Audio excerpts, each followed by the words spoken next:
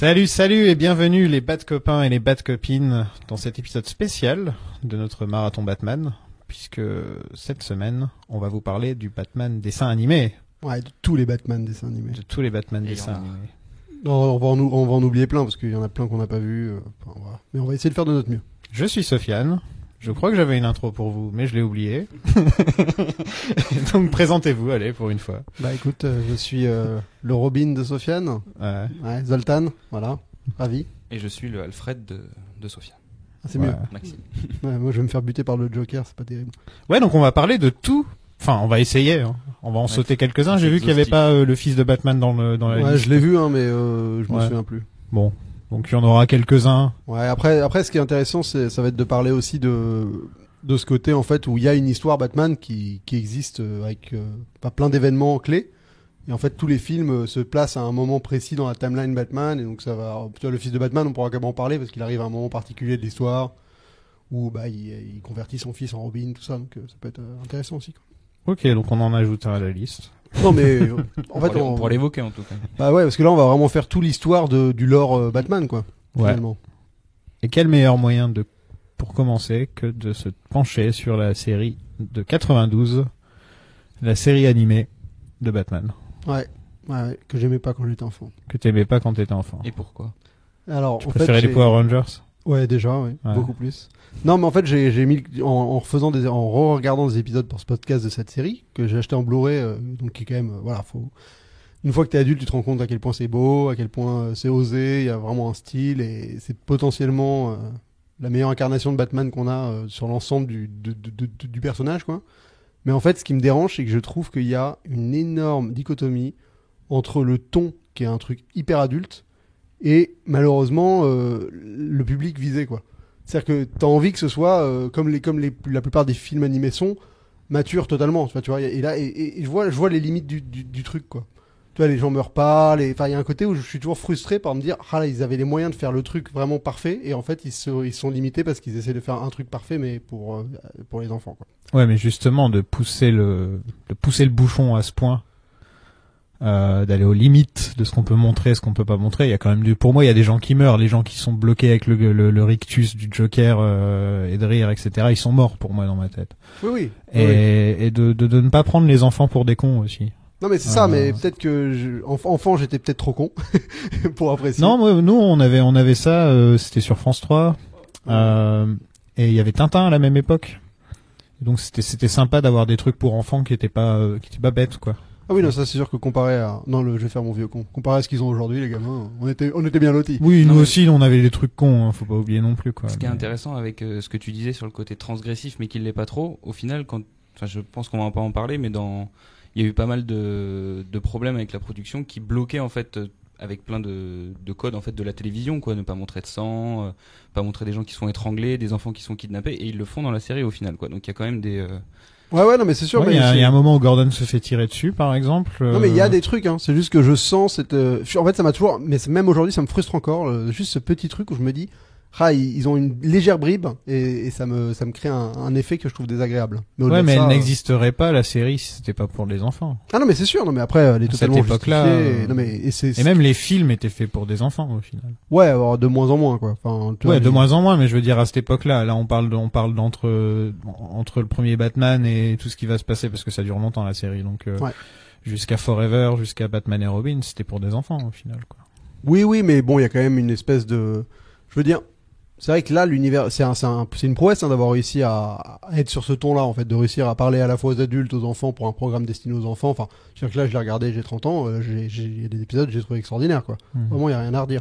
Mais c'est vrai que je préférerais toujours le ton qu'ils vont aborder un peu plus par la suite dans les films d'animation, et même Fantasmasque, putain, j'arrive pas. Mask of Phantasm. Voilà, Mask of Phantasm, qui Batman est déjà contre le fantôme masqué. Voilà, le fantôme masqué, qui est déjà qui assume un peu plus son côté adulte. Et je trouve que tout de suite ça fonctionne, ça me parle tout de suite plus, quoi. Mais après c'est vraiment un léger bémol qui fait qu'à l'époque j'aimais pas trop, et aujourd'hui j'ai quand même toujours une espèce de réticence à plonger dedans. Tu n'arrives pas à faire la paix avec ton âme d'enfant. C'est ça, je pense que c'est... Allez, vas-y, on s'assit sur le divan. Quand t'étais enfant, tu voulais être adulte à tout prix. Ça doit, oui, je fais partie, je suis le dernier d'une Seven Tree, là. J'ai 7 frères et sœurs, je suis plus petit, donc ça doit être ça, en fait. Bon, allonge-toi. La série a été diffusée de 92 à 95 avant d'être remplacée par les nouvelles aventures de Batman avec un nouveau look, mais la même équipe. Vous en pensez quoi du nouveau look Moi j'aime moins. Ouais. Et puis j'aime moins le côté Bat Family qu'on a vachement plus à partir de là. Ouais, qui est un truc qui me parle un peu moins, mais ça reste de la même facture. Enfin, on est sur les mêmes équipes créatives. On est quand même sur du beau boulot encore. Hein. Ouais, on a Bruce Timm au design. Donc le design de la série en général. Un côté art déco, un côté film noir. Mélangé un petit peu avec le côté Burton, qui était quand même une influence évidente. Ouais, le premier Burton, ouais. On sent. Oui, le premier, ouais. Et Paul Dini à l'écriture, qui reviendra plus tard pour faire les Arkham, si je me trompe pas. Exactement. Les jeux vidéo. Les jeux vidéo Arkham, ouais. Qui ressemblent énormément à la série animée, ouais. Ouais, bah surtout, en tout cas, c'est vrai qu'ils sont de bonne facture aussi, donc. Ouais, mais quand tu regardes toutes les petites missions secondaires avec les personnages secondaires, etc., tu peux te dire que c'est la version vraiment dark et adulte de la série animée, en fait, quoi. Enfin, ce qui me plaît, quoi. Ouais, non, mais c'est vrai. Et il était là pour le premier et pour City, mais il est pas revenu pour le dernier. Et je trouve que le dernier a quand même une moins bonne qualité au niveau de l'écriture, etc. Ouais, moi, j'ai fait que le 1 et un peu du 2, donc. Ouais, je pourrais pas vous dire pareil. Ouais. Mais pourtant, c'est vraiment le 1 était super, donc j'avais envie de faire le reste, mais jeux vidéo, quoi.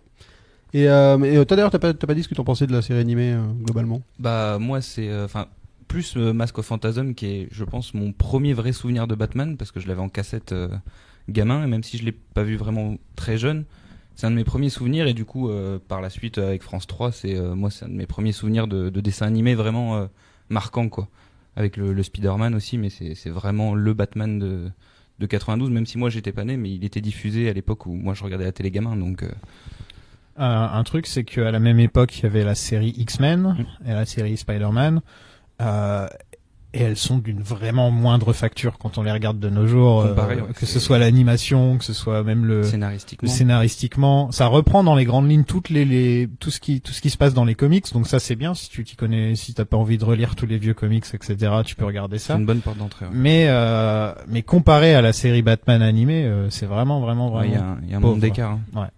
Mais c'est dingue d'avoir fait une série où il se passe que c'est que de nuit tout le temps. Ouais, c'est d'ailleurs dans Mask of the Phantasm là, c'est pas mal de jours et ça fait bizarre en fait quand tu enchaînes les deux, tu fais oh là.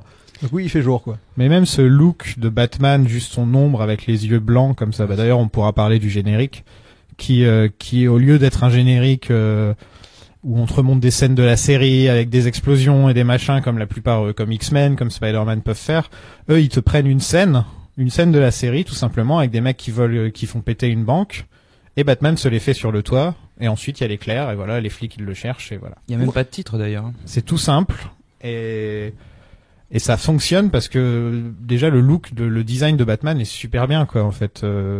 À quel point son ombre, il suffit juste de montrer son ombre et tu comprends pourquoi les gens ont peur. Voilà, ils se font plaisir sur tous les aspects de ce générique, c'est-à-dire qu'ils te mettent, enfin, ils t'accentuent tout le style à chaque plan. Tu vois, t'as les ombres des mecs que tu vois juste en silhouette quand ils se battent contre Batman, avec le faisceau de lumière. Ils jouent à tous les niveaux, ils s'éclatent quoi. Vraiment là, ils ont poussé les potards. De la musique dont on avait un petit peu parlé la semaine dernière, qui est réinterprétée. J'ai mangé le nom de la compositrice. Ah, je sais pas du tout. Bah, vomis-le. Je l'ai peut-être noté, mais c'est vrai que le thème il est encore plus marquant, je trouve, que ceux de Burton, quoi. Moi je l'ai dans la tête. Ouais, depuis. Un truc qui me marque beaucoup, c'est les yeux de Batman, comme je disais. Et ils ont rendu ce truc-là à Deadpool et à Spider-Man dans les films, qui eux ils peuvent enfin avoir leurs yeux comme dans les comics où il y a des expressions. Et j'aimerais bien qu'un jour, pourquoi pas dans le prochain Batman, plutôt que d'avoir un mec qui a du maquillage noir autour des yeux, pourquoi pas une sorte de système où ses yeux sont un truc blanc qui, enfin, un peu comme on a eu dans Batman versus Superman. Juste en termes de design. Ouais, c'est vrai qu'il y a eu ça. D'armure, ouais, quand il y a son vraiment les yeux blancs. Ouais, mais là, ça fait trop. Tu vois, il y a pas d'expression parce que c'est ça aussi. Tu vois, quand Batman il fronce ses sourcils, tu le vois tout de suite dans la série. Je me disais pourquoi pas essayer de retourner à un design très où c'est surtout son ombre qui compte plus qu'autre chose aussi. Ouais, mais je pense que en live action ça peut pas passer ce que tu expliques. Parce que c'est vrai que Deadpool et Spider-Man ils ont des masques intégrales, enfin il y a un côté ouais, c'est vrai qu'il y a ça. Ouais. De base tu verras jamais leurs yeux quoi. Alors que Batman mine de rien, à part dans ce dessin animé là, t'as toujours quand même ses yeux qui jouent quoi. Mais bon, ça peut tu peux le faire hein, je veux dire. Si tu regardes dans les comics dans les comics, c'est comme ça aussi. Hein. Oui, mais en on fait, voit pas ses yeux. On a plus l'impression dans ce Batman qu'il a des trous pour les yeux, alors que les autres, on a plus l'impression qu'ils ont vraiment un grillage quoi devant les yeux quoi. Donc après c'est un détail, je suis d'accord. On peut le faire, mais je pense pas qu'ils iront dans cette direction dans le prochain en tout cas. Ça m'étonnerait. Vu qu'ils vont faire un truc hyper réaliste et ancré dans le réel. Bon, la série est souvent citée comme la meilleure adaptation de Batman de tous les temps parce que t'as vraiment tout. Ouais, c'est dingue, ouais. T'as vraiment tout sur la durée. Et ensuite, il rejoint la Justice League, donc en plus, parce que c'est vrai que ça a lancé le DC AU ou un truc comme ça, c'est ça? Animated Universe. Ouais, Animated Universe et ça a commencé avec le Batman, le Superman. Vous avez vu la série Superman? Non, pas encore. Franchement, elle est sympa. Très cool. Ouais. On est un peu dans les. On est dans le même, mais côté lumière. Ouais, c'est ça. Il fait toujours jaune. Voilà, ouais. c'est côté lumière. Mais sinon, c'est vraiment dans le même genre, quoi. Et ça le prend au sérieux, et ça prend tous ces méchants au sérieux. Lex Luthor est super bien. C'est un des meilleurs traitements de Superman, moi, que j'ai vu, où on met vraiment en avant ses failles, là où dans les comics, enfin, ça l'est aussi, mais disons que plutôt les adaptations cinématographiques, en fait, où c'est vachement moins poussé sur le côté sombre. Donc, elle est souvent citée comme étant la meilleure adaptation de Batman de tous les temps. Elle utilise super bien la galerie des vilains. Hein. Chacun, ils ont leur épisode à eux. Bon, il y en a ça marche, il y en a ça marche moins. Lesquels marchent pas pour toi, par exemple? Bah, par exemple, Catwoman, je suis pas un grand fan de ce qu'ils ont fait avec Catwoman. Ouais, moi j'ai bien aimé le premier épisode où elle apparaît finalement, le double épisode où enfin je trouve que j'avais un moins bon souvenir en fait. Sur Catwoman, c'est plus sur l'entièreté de la série où elle est quand même un peu sous-exploitée par rapport à l'importance du personnage dans le lore de Batman quoi. Je trouve aussi pas mal Scarecrow l'épouvantail qui a pas des super bons épisodes. Ouais, ils ont galéré en design en tout cas. Ouais. Ils l'ont changé 3 fois au cours de la série. J'aime bien le deuxième design, il est cool. Ouais, qui ressemble vraiment le premier il ressemble à rien alors. Ouais, le premier c'est vraiment un vrai épouvantable. Ouais. Enfin, il est tout fin et tout ça. Le deuxième on dirait un mec qui a une gueule un peu de dingue là, qui fonctionne pas mal. Ouais. Moi j'ai vu l'épisode là tout à l'heure de Double Face, sa création, qui est quand même vraiment super bien. Super épisode. Ouais, franchement vraiment super bien. Ouais, c'est un des meilleurs. Ouais. Avec j'ai vu aussi la création de Mr Freeze. Super épisode aussi. Qui est vachement bien aussi.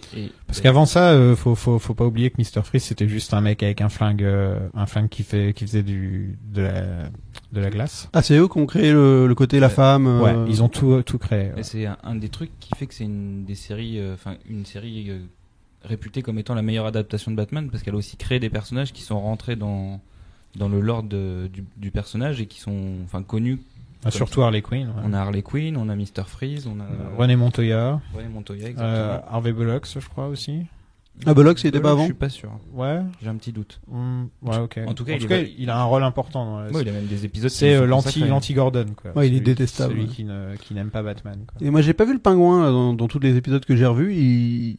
C'est vrai que les épisodes du pingouin, ils sont pas top. Et en me renseignant un peu, j'ai vu que Bruce Timm disait que c'était un des personnages avec lequel ils avaient eu le plus de mal à jouer parce qu'en fait, il y avait eu l'adaptation de Burton qui faisait qu'en fait c'était une version assez particulière pour l'adaptation parce que Warner Bros leur avait demandé de coller à cette vision du personnage, donc au niveau du physique on le retrouve un peu, mais par contre c'est vrai que c'est un personnage avec lequel ils ont eu du mal qu'ils ont eu du mal à exploiter, pardon. Ouais, rapidement il y a Poison Ivy qui débarque, qui a un lien avec Harvey Dent. Elle est bien. Ça fonctionne bien aussi. Non, mais pour le coup. Puis c'est surtout Harley Quinn quoi, qui avant la série n'existait pas et qui maintenant est partout de chez partout. Dans la série, elle a vraiment le rôle de celle qui s'en prend plein la tronche, on peut le dire. C'est pas vraiment la Harley Quinn telle qu'on la connaît maintenant. Mais j'aime beaucoup la voix je sais plus qui est-ce qui fait la voix en anglais, mais ouais, en français la voix tu l'entends avant déjà. C'est Arlene Sorkin qui fait Arlene la voix Sorkin en plus elle s'appelle Arlene. Ouais, c'est marrant parce qu'en français sa voix tu l'entends. Moi je l'ai entendu par exemple dans l'épisode avec Harvey Dent aujourd'hui. Il y a une fille en français qui a déjà sa voix. Mais tu sais, c'est parce que avant que le personnage soit créé, ils avaient quand même la doubleuse qui était là et qui faisait d'autres voix. Donc j'étais à l'oreille, j'étais mais c'est bizarre ça. On a la voix de Kevin Conroy en Batman, Richard Darbois en VF, qui est la voix entre autres d'Harrison Ford. Il a fait pas mal de trucs et on s'est fait engueuler parce qu'on savait pas qui il était la dernière fois. Mais c'est vrai que la voix moi j'ai écouté les deux, mais la VF elle est quand même très très bonne. Bon, la VO aussi. J'ai un problème avec justement Pierre Athé en Joker personnellement. Je n'aime pas du tout la VF du Joker. Je trouve que c'est surtout en comparaison avec ce que Mark Hamill fait, où lui il fait vraiment limite une étude du personnage rien qu'avec sa voix. J'aime pas avoir le mec qui a exactement la même voix que le Doc dans Retour vers le futur, et en plus ça fait une voix beaucoup plus âgée que le personnage. Enfin, je sais pas, il y a un truc Ça qui colle va pas pas. trop. Moi, je trouve que ça colle pas du tout. Ouais, je les ai switchés en anglais les épisodes avec le Joker à chaque fois, parce que c'est vrai que Mark Hamill, il envoie du steak. Puis c'est la deuxième partie de sa carrière, c'est presque le Joker de la série animée, quoi, et des films après, quoi. Et des jeux, ouais, c'est En vrai plus, que... ouais. Non, mais pour le coup, le Joker, je pense que c'est vraiment ce film qu'il a placé sur un... Bah, il y a aussi le film de Burton, évidemment, mais ça a aidé à créer un mythe. Enfin, moi, je vois là, sur la vidéo que j'ai faite sur les Jokers, on me l'a cité tellement de fois en me disant c'est le meilleur, t'en as pas parlé, mais c'est le meilleur. Il est génial, le Joker. C'est le pur, il est purement dans le chaos. Il y a des épisodes où, il y a quand même un épisode entier où il met des sourires sur les poissons. Oui. Et ensuite, il veut récupérer les copyrights, le copyright sur tous les poissons qui ont des sourires et de se faire des sous comme ça. Enfin, tu vois, je sais pas, j'adore, moi. Ouais. Mais c'est vrai que après, au fur et à mesure de la série, au début on a un Batman vraiment solitaire, ça c'est vraiment, moi c'est ma période préférée. Et après évidemment on évolue vers Robin. Et ça c'est pareil, du coup Robin. Il est super l'épisode sur la mort de ses parents et que lui veut aller faire sa revanche, et en fait Batman à la fin lui admet que en fait c'était mieux qu'il aille pas avec lui parce que il savait pas s'il allait se contrôler après tout le mal qu'ils lui ont fait. Tu vois un peu Batman qui s'ouvre comme ça. J'aime beaucoup cet épisode. Ouais, non, mais en plus, il y a une bonne, je trouve que avec le personnage de Batman, il y a une vraie, pour le coup, il donne vraiment la part de Bruce Wayne dans l'histoire. Enfin, la série, elle traite aussi bien Batman que Bruce Wayne, et c'est quelque chose qui en plus va être encore mieux exploité dans le film dont on va parler très vite là, mais qui vraiment fait que c'est complet, quoi. Alors que souvent, les films, ils oublient un peu l'un ou l'autre. Hein. Un truc qui fonctionne bien avec ce Robin aussi, c'est que c'est pas un gamin. C'est déjà un Robin qui va à l'université, si je me trompe pas. Donc on sait qu'il a commencé plus tôt, etc. C'est déjà un Robin un peu plus... Il y a même une histoire avec Batgirl un peu plus tard dans la série. Et ensuite, on a un Robin un peu plus jeune, d'ailleurs. Par la suite, on a Tim Drake qui est plus jeune. Pauvre Tim Drake. Moi, il y a un épisode en particulier dont j'avais envie de parler, c'est celui où on retrouve tous les bad guys autour d'une partie de poker. Oui, Almost Got Him. Ouais, c'est ça, qui chacun raconte une histoire où il a failli se faire Batman, en gros. Et c'est des épisodes qui sont super ingénieux parce que c'est plein de petites histoires en une. Ouais, c'est cool. Et c'est 22 minutes, il me semble, les épisodes. Pas plus. Générique inclus, ouais. Ouais. Donc c'est une prouesse à chaque fois d'arriver à faire des stories aussi complexes en si peu de temps, je trouve. On a surtout la phrase magnifique de Killer Croc, qui n'est pas Killer Croc, qui est Batman dans un costume, qui dit un jour je vais balancer un gros rocher. J'adore cette phrase, parce que tous les autres le regardent alors qu'ils viennent de parler de leur plan ingénieux, et lui il est juste là, moi un jour je vais balancer un gros rocher. C'est pas Killer Croc? Non, c'est Batman déguisé en Killer Croc, ouais. Ah, je l'ai pas en vu fait, il est là depuis le début, il écoute toute leur histoire, et à la fin, il enlève son costume et il dit hey, what's up, bitches? Ah oui, d'accord, c'est Batman déguisé en Killer Croc. Ouais, c'est Batman déguisé en Killer Croc. Oui, non, je pensais que c'était Killer Croc déguisé en Batman. Non, ça aurait été, non. On a l'épisode Mad Love aussi, quand même, sur l'origine d'Harley Quinn, qui est l'origine classique d'Harley Quinn, c'est-à-dire que c'était une psychiatre à l'asile d'Arkham, qui a tellement parlé au Joker qu'elle a fini par en tomber amoureuse et d'avoir le syndrome de Stockholm. Et c'est une vision intéressante, c'est plus intéressant que ce qu'ils ont montré dans Suicide Squad, où il s'est fait littéralement lobotomiser, si je me trompe pas, et ensuite il la balance dans ce truc d'acide pour qu'elle... Ouais, c'est autre chose, parce que là c'est d'elle-même qu'elle le rejoint au final, le Joker. C'est d'elle-même qu'elle tombe dans le panneau. C'est pas comme dans la version Suicide Squad où t'as l'impression que le Joker la torture jusqu'à ce qu'elle ait plus le choix, en fait, quoi. Non, mais pour le coup, la version Suicide Squad, elle est trop, on va dire, écourtée. Pas la relation, elle est sabrée en deux scènes. C'est un flashback, quoi. Ouais, donc c'est pas, enfin, je veux dire. Si, il y a une version longue où c'est un petit peu plus exploité, il me semble. Oui, mais finalement, t'as 3 scènes de plus. Ouais, t'as pas grand chose. Snyder Cut. Ouais, non, comment il s'appelle? David Ayer Cut. Ouais. Ouais, non, mais voilà, t'as pas grand chose à tirer sur Suicide Squad, malheureusement, alors que cette relation, en effet, traitée avec un peu de sérieux, elle est quand même assez intéressante. Je trouve que c'est dans un dessin animé, ils font une meilleure version que là-dedans, quoi. Ouais, alors que c'est vraiment une relation fascinante, quoi. Enfin, ce côté, d'exploiter l'amour toxique par un personnage, c'est quand même assez intéressant, quoi. Ouais. Ils en font pas grand chose dans Suicide Squad. Là, moi, je suis pas arrivé jusqu'à Harley Quinn, donc j'ai des vieux souvenirs d'elle, mais j'avoue que j'ai pas réussi à me replonger dans cette période-là, malheureusement. Ah, t'as pas regardé Mad Love? Ça a été adapté en comics pour justement expliquer, adapté par Bruce Timm et Paul Dini, si je me trompe pas, d'ailleurs, avec le style, ils ont même fait des comics à cette époque-là, avec le style du dessin animé. Et ouais, donc c'est la version définitive de son origin story, quoi, qui encore de nos jours est utilisé à droite à gauche. Ouais, mais malheureusement j'ai revu vraiment tout le début et je pense que là avant de partir, je voulais enchaîner les meilleurs épisodes avec une liste et j'ai pas eu le temps de tout faire. Ouais, la meilleure saison c'est la deuxième, je pense. Ouais. La première, elle a des petits défauts par-ci par-là. Il y a des épisodes qui sont vraiment nuls, genre celui où Batman il est dans le grenier de gamin là. Cet épisode est super nul. C'est avec le pingouin, ça d'ailleurs. Ouais, il y a le pingouin qui les poursuit. Et il va se cacher dans un grenier. Et tout l'épisode, c'est Batman est dans mon grenier. Ouais, ok. Et il y a un épisode qui est sympa au début aussi, c'est avec le fantôme gris qui rend hommage à Adam West. Ghost, ouais. Et c'est Adam West qui fait la voix. Ouais, et c'est vraiment un hommage parce que c'est un épisode très très méta en plus sur. Ouais, c'est ça, totalement. Sur le personnage de Batman, c'est super intéressant. Ouais, c'est Batman qui rencontre l'acteur de la série qui l'a inspiré plus ou moins à devenir Batman. Et cet acteur-là est joué par Adam West et ils vont faire une espèce d'épopée ensemble. Enfin, il y a un truc. Le plastiqueur fou, l'ennemi de cet épisode. Ouais. Non mais c'est cool. Ça c'est vrai qu'il y a aussi arrive le Condiment King, qui est le mec qui se bat avec du ketchup et de la moutarde. Condiment King, ouais. Je suis pas arrivé jusque là. Et qui apparaît dans Lego Batman d'ailleurs. Bah oui, tu m'étonnes. Oui. S'il y a bien un film où il peut apparaître sérieusement, c'est celui-là, quoi. Il y a un épisode que j'aime bien, c'est The Man Who Killed Batman, où c'est un petit. C'est un des classiques aussi. C'est comment.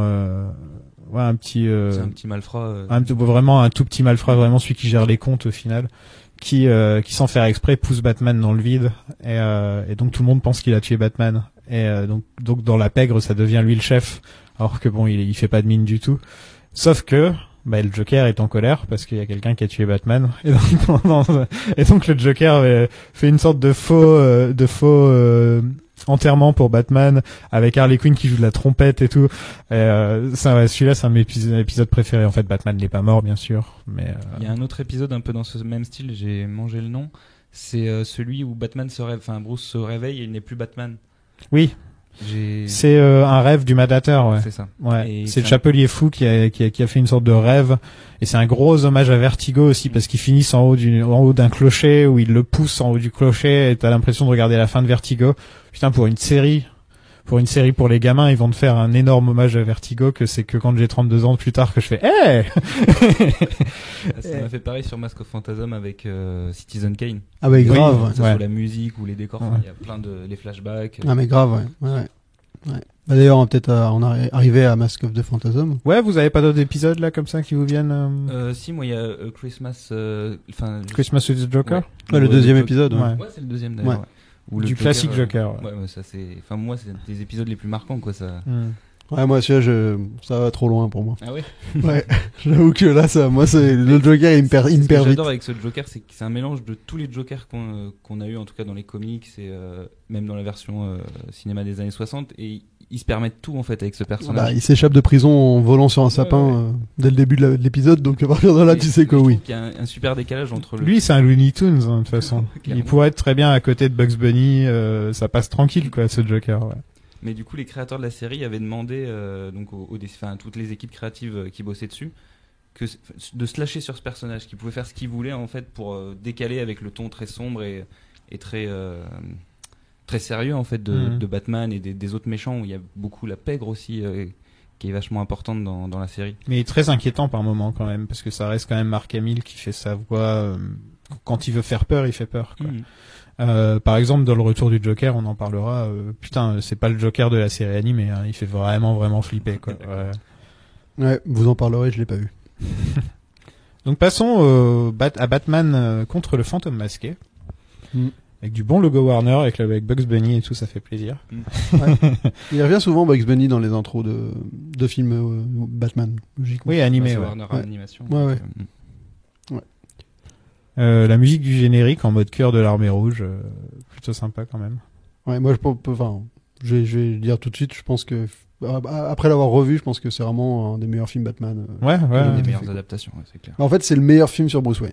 Bruce Wayne, ça c'est sûr. Je crois qu'avant The Dark Knight, je le mettais genre en top. C'était mon number one au niveau du film, des films sur Batman, quoi. Ouais, mais non, c'est ça. Enfin, honnêtement, sur Bruce Wayne, j'ai jamais vu il y a aucun autre film qui a réussi à cerner le perso et à te le présenter comme ça. Et que pour une fois, on montre qu'il peut être vulnérable aussi. Ce qui est très rare, tu vois, dans un film de Batman, qu'on montre qu'il est vulnérable. Soit on tue toute sa famille, on tue tout le monde. Et c'est le seul moyen de lui montrer. Tu sais, genre ce que le Joker a fait avec Rachel et tout, dans The Dark Knight. Et ouais, à chaque fois, il faut. Là, il le montre franchement par moment, c'est un petit gamin, quoi. Ouais, en plus, il le montre dérangé. Enfin, tu vois vraiment toutes les facettes où tu te dis, ah non, mais en fait, tu comprends pourquoi il est Batman. Tu se remets en question. Ouais, mais il est vraiment, toi, il est flippant et flippé, quoi. Enfin, c'est vraiment un perso où tu vois le traumatisme et... Rongé par le deuil et la culpabilité par rapport à ses parents. Enfin, c'est une des meilleures visions de... Ouais, franchement, ça m'a scotché, quoi. En plus d'être, là, pour le coup, ce qui est cool, c'est que t'es plus en format 4:3, là, t'es dans un beau, tu vois, un écran, c'est beau 16:9. L'animation elle est vraiment hyper propre, t'as des belles images iconiques. Donc franchement c'est waouh. Ouais, ça commence avec des plans de Gotham avec les cœurs comme ça. Bon, c'est en image de synthèse, je crois d'ailleurs. Ouais, mais pour le coup Gotham là, t'as la vision cool. hyper, enfin je veux dire agrandie de ce que Burton avait présenté rapidement dans son premier film, quoi. Là tu vois plein de rues et c'est vraiment cette ville à perte de vue avec des immeubles quasiment qui volent, quoi. T'as l'impression d'appeler ça le dark noir. Ouais, franchement ça envoie du steak sévère. Ouais.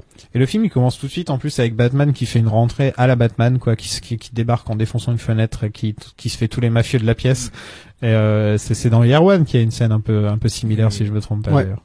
Et d'ailleurs, ce qui est vachement particulier avec ce film, c'est qu'il est vachement plus violent, je trouve, que la série animée. Ah ouais, dans les combats et tout, il y a plus de sang. Enfin, c'est. Bah là, ils disent clairement que les gens se font buter. Enfin, tu vois, là, c'est vrai que là, ça, pour le coup, là, ce ton-là, j'adhère totalement, quoi. Je trouve que justement, c'est ce petit décalage qui moi me satisfait parfaitement. On l'a pas trop dit, mais l'animation de la série animée était basée sur le Superman des années 50, là, celle où l'image très connue où il soulève un train, tu vois, enfin les images de Superman de cette époque-là, où c'est vrai que c'était de l'animation très fluide, mais en même temps au niveau des scènes d'action, c'était un peu lent, quoi. Tu vois, dans la série animée, c'est que après quand ils refont le redesign que là c'est un peu plus rapide, et dans Justice League encore plus où il y a vraiment de la bonne action, quoi. Mais dans les toutes premières saisons de la série animée, l'action c'est vraiment pas ça c'est pas pour ça que tu viens en fait, c'est pas pour ça que tu regardes Batman, quoi, c'est pas pour l'action au final. Bah, c'est plus pour le côté détective. Et c'est un vrai détective. Ouais, ça c'est clair. Mais c'est pour le coup dans les films animés, je trouve qu'ils vont bien exploiter globalement, ils exploitent vachement bien son côté détective, là où dans les films live action c'est un peu moins mis en avant par Nolan un peu, quoi, mais sinon c'est peut-être plus dur à rendre tangible aussi, je pense. Le côté gadget à mort avec l'ordinateur qui te trouve tout en 2 secondes.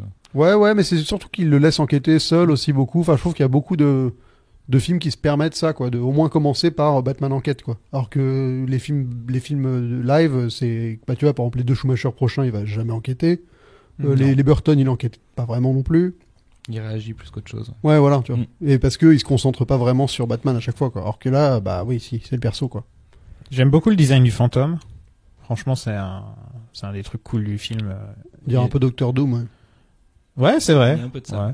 Mais ouais, non, mais ça pourrait être un grand méchant de l'histoire de Batman, hein. Ça me dérangerait pas, quoi. Qu'on a d'ailleurs, je pense, jamais revu. Dans les comics. Dans les comics, peut-être, ouais. Dans les comics. Tu me diras, tant mieux enfin, je trouve que pour le coup, ils ont créé un truc, ils sont allés jusqu'au bout du perso. Insaisissable, enfin, ça reste. Bah non, mais je veux dire, il y a pas de raison d'exister après. Enfin, de toute façon, c'est ça qui est beau dans le film aussi, c'est qu'il y a un vrai début, une vraie fin, et ça propose une vraie arc, quoi. J'aime beaucoup ce Alfred. Qui se fout de sa gueule pendant presque tout le film. Tout le film, ouais. Il lui dit vous êtes un modèle de bien-être mental. Et ensuite il lui dit j'ai mis vos collants et vos bombinettes à fumer là-bas, monsieur. Ah, il est tellement sarcastique, j'adore. Il y a une scène avec Alfred, moi, qui m'avait marqué enfant, c'est la scène où Batman met son masque pour la première fois. Ouais, et Alfred a peur. Le regard d'Alfred terrifié, c'est je trouve que ça te donne toute la puissance du personnage de Batman à sa création, enfin avec Year One et tout ça, on est vraiment là-dedans, quoi. Non, mais d'ailleurs, pour résumer un peu l'histoire du film, pour ceux qui l'auraient jamais vu, donc c'est Batman. Il y a un fantôme qui tue des gens de la mafia. La police pense que c'est Batman. Presque tout le monde pense que c'est Batman parce que c'est une sorte de fantôme, quoi. Et qu'il est là à chaque fois. À chaque fois, il se pointe. Et en fait, on apprend que le fantôme... Ouais. Ah, tu veux déjà spoiler? On va spoiler le film. Non, bah... Bon, après, c'est pas un spoiler. Il y a beaucoup de flashbacks dans le film, déjà, on peut le dire, sur la première année, et même avant que Batman devienne que Bruce Wayne devienne Batman. Donc, on l'a plus en mode ninja qui met une cagoule et qui essaie d'y aller, quoi. Bah, un peu comme en fait, tu te rends compte que Batman Begins, il a emprunté beaucoup de ce film-là, quoi, quand même. Et là, il se rend compte qu'il devrait peut-être faire peur, donc, à un moment, il y a même les chauves-souris qui sortent du sol, et donc c'est là qu'il se rend compte qu'il y a la Batcave. Mais à cette époque-là, il a une relation avec Andrea, qui est un peu la femme de sa vie, hein. En tout cas, si on regarde même toutes les versions, c'est l'amour perdu. C'est le grand amour. Alors, elle revient dans d'autres trucs? Il me semble pas. Hein. Bah, peut-être dans les comics avec. Ouais, peut-être. Ouais. Mais en tout cas, moi, dans les films et animations, je l'ai jamais revu. Hein. C'est vraiment ce film-là pour le coup. Et c'est le meilleur perso féminin de l'univers Batman, à mon goût. Enfin, je trouve que c'est le mieux traité. Et donc elle a aussi un secret, c'est que voilà, elle veut se venger. Ouais. Et d'une même manière que Batman, sauf que elle tue. Et Batman ne tue pas. C'est même Gordon, à un moment, il le dit dans le film. Batman ne tue pas. J'ai dit, bien joué, Gordon. Ça y est, tu règles le débat. Il y a plus de débat maintenant. Si Gordon le dit, c'est qu'il y a plus de débat. Ouais. Il y a un autre truc qui est génial avec ce film, c'est qu'il y a aussi le Joker, quoi. Ouais. Qui fait partie intégrante de l'histoire et qui est centrale même, quoi. Ouais, on voit le Joker quand il est jeune, et donc c'était un gangster aussi, hein. Donc ça reste dans la version Nicholson. T'as pas d'origin story, mais dans le look, on est vraiment dans le Jack Napier de Tim Burton avec cette espèce de chapeau très long, costume le fedora, le petit nœud. Alors, on sait pas comment il est devenu le Joker, c'est pas expliqué, mais en tout cas, on l'a avant. Et je trouve ça pas mal parce que ça propose autre chose que Killing Joke qui va te dire, allez, vas-y, on va te raconter comment il est devenu. Là, au moins, tu vois avant, tu fais, ah, ok, mais tu sais pas. On sait pas plus. Ouais. Mais la scène où Batman se rend compte que c'est lui en mettant un sourire sur. C'est un peu ridicule. C'est un peu ridicule. Ouais, non, pour le coup, il y a des phrases qui sont ultra percutantes. Moi, je trouve que la phrase quand elle lui dit, au moment où il s'engueule dans la chambre, elle lui dit le seul qui a le seul qui est contrôlé par ses parents dans la pièce, c'est toi. C'est toi. Là, tu fais ah ouais, oh là, le gros cut qu'elle lui envoie dans la tronche, la meuf. Ouais, elle lui dit t'es un pro de la vengeance, t'as pas à me faire la morale, ce qui est aussi vrai. Et à chaque fois, tu vois sa tête, genre oh, genre y a jamais personne qui lui dit la vérité en fait, puisque la seule personne qui sait son secret c'est Alfred. Et bon, Alfred, il le fait d'une manière sarcastique, il se moque de lui, voilà, paternel. Mais il y a personne pour lui dire bon mec, tu vas arrêter de faire la morale aux gens parce que tu te déguises en chauve-souris quand même. Et en plus, elle c'est cool parce qu'elle se rend compte que c'est Bruce Wayne direct. Ouais. Parce qu'elle le voit, enfin, dès qu'elle l'aperçoit, et ça c'est un truc qu'on voit pas souvent aussi. Ouais. Tu te dis la connexion qu'ils avaient entre eux, elle va au-delà il met un masque et je le reconnais plus, quoi, tu vois. Parce que aussi il a l'attitude il réagit de manière tellement surpris de la voir qu'il se trahit, quoi. Et ça c'est un truc qu'on voit jamais dans les films Batman. Il y a une petite scène où Batman il espionne de l'autre côté de la rue et on le voit totalement il est pas discret du tout en train de les regarder avec des jumelles comme ça. Ouais, mais c'est beau, t'as un flashback et quand on revient la pluie lui a fait des larmes et tout, franchement. Non, il y a des très beaux plans. Ouais. Et j'aime bien parce qu'il y a aussi l'origine de la Batmobile, c'est-à-dire qu'il va dans une expo du futur et il voit un concept car et ce sera la Batmobile plus tard. Enfin, il y a plein de petits trucs qui font qu'en fait t'as vraiment le parcours original du personnage qui est expliqué mais sans lourdeur, quoi. C'est une voiture créée par Howard Stark et donc c'est pour ça que c'est dans le MCU en fait. Ah oui, alors là tu m'as perdu. Et puis il y a autre chose avec ce film, c'est que ça se finit pas très très bien au final, quoi. C'est assez sombre, assez Ouais, bah ça assume jusqu'au bout son côté tragique, quoi. Et c'est vrai que c'est ça qui lui donne une force qui est assez dingue, quoi, parce puis à la fin du film, on a le Batman tel qu'on le connaît, qui est vraiment posé, et qui a vraiment sa mission maintenant, qui est carré. Enfin, il pourra plus faire de marche arrière, quoi. Il a eu le choix dans ce film-là. Ça qui est fort, c'est que c'est le moment où il était Batman, il avait potentiellement le choix d'arrêter et il l'a pas fait. Et voilà. Et donc ce sera Batman à vie. Enfin, jusqu'à ce qu'il devienne. Ouais, mais c'est intéressant parce que rarement on voit Batman remettre en cause sa mission au final. Ouais, bah c'est un peu le syndrome Spider-Man 2, quoi. Mais ça marche toujours bien. Spider-Man, ça lui arrive plusieurs fois. Alors que Batman, on dirait que non, il a une mission et c'est tout, il s'y tient. Depuis Begins, il y a pas une seule fois où il se dit je vais arrêter, quoi. Sauf peut-être quand Bane lui a cassé le dos où il s'est dit bon ok, en fait je suis humain, quoi. Mais ouais, ce serait super intéressant un film dans ce genre où Batman est Batman depuis quelques années et il en a marre d'être Batman et on voit ce qui se passe en fait. Bah là c'est vrai que c'est un peu ça, quoi. Enfin, il en a pas marre d'être Batman, mais il a potentiellement le choix de faire une autre vie, quoi. Et c'est là où tu vois qu'il est dingue, parce que avec ses parents là, quand il parle à la tombe et il leur dit mais je voulais absolument le faire, mais tes parents ils t'ont rien demandé, hein. Tes parents ils sont morts dans la pluie, laisse-les tranquilles. Il juste une promesse tout seul. Ouais, ça, il est là, il dit j'ai envie de choisir une autre vie, je peux pas. Tu vois, il est perdu. Tu fais oh là là là là, c'est chaud, quoi.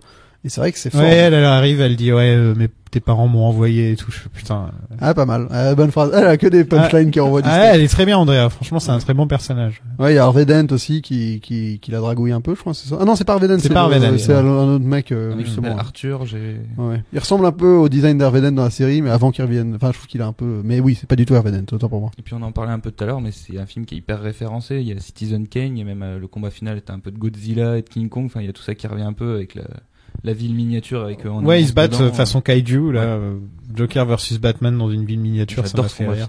Ça m'a fait rire.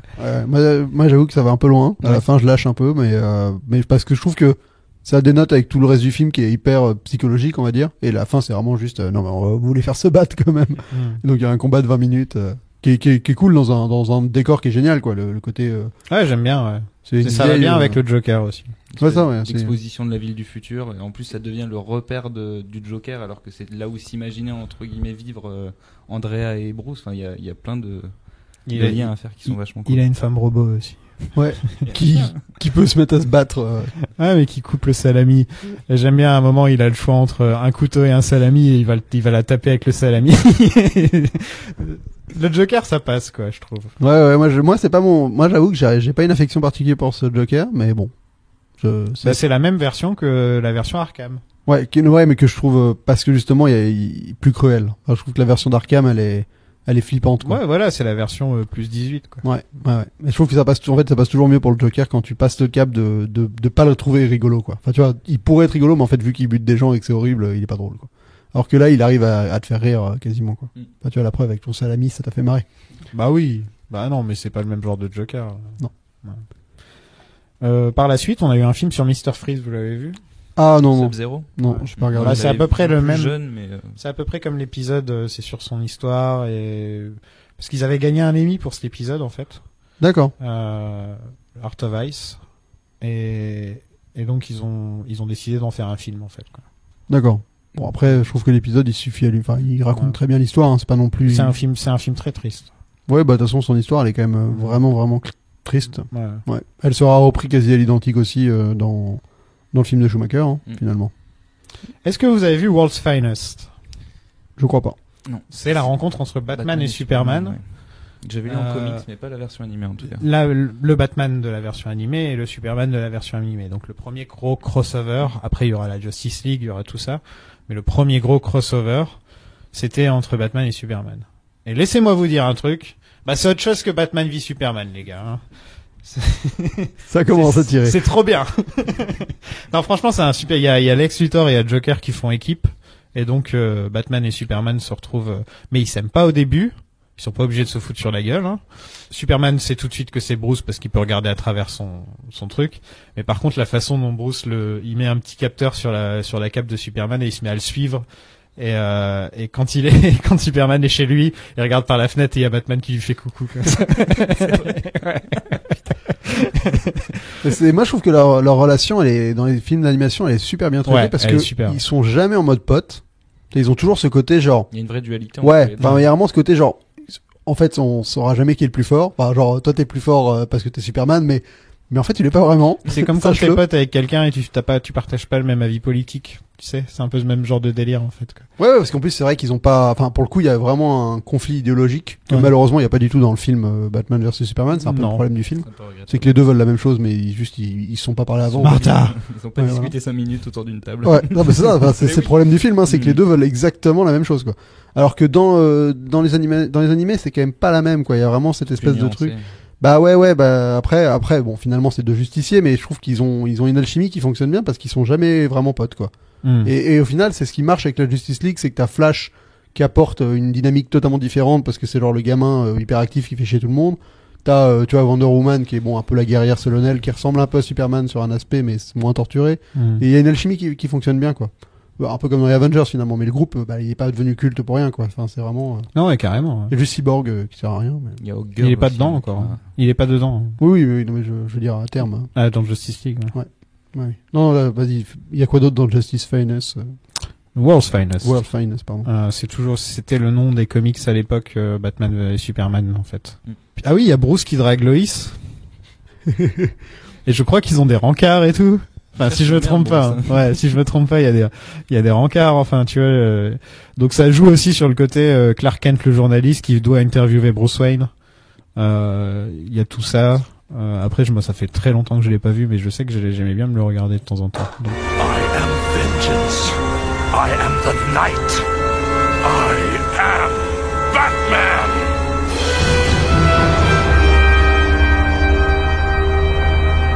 Qu'est-ce qu'on disait?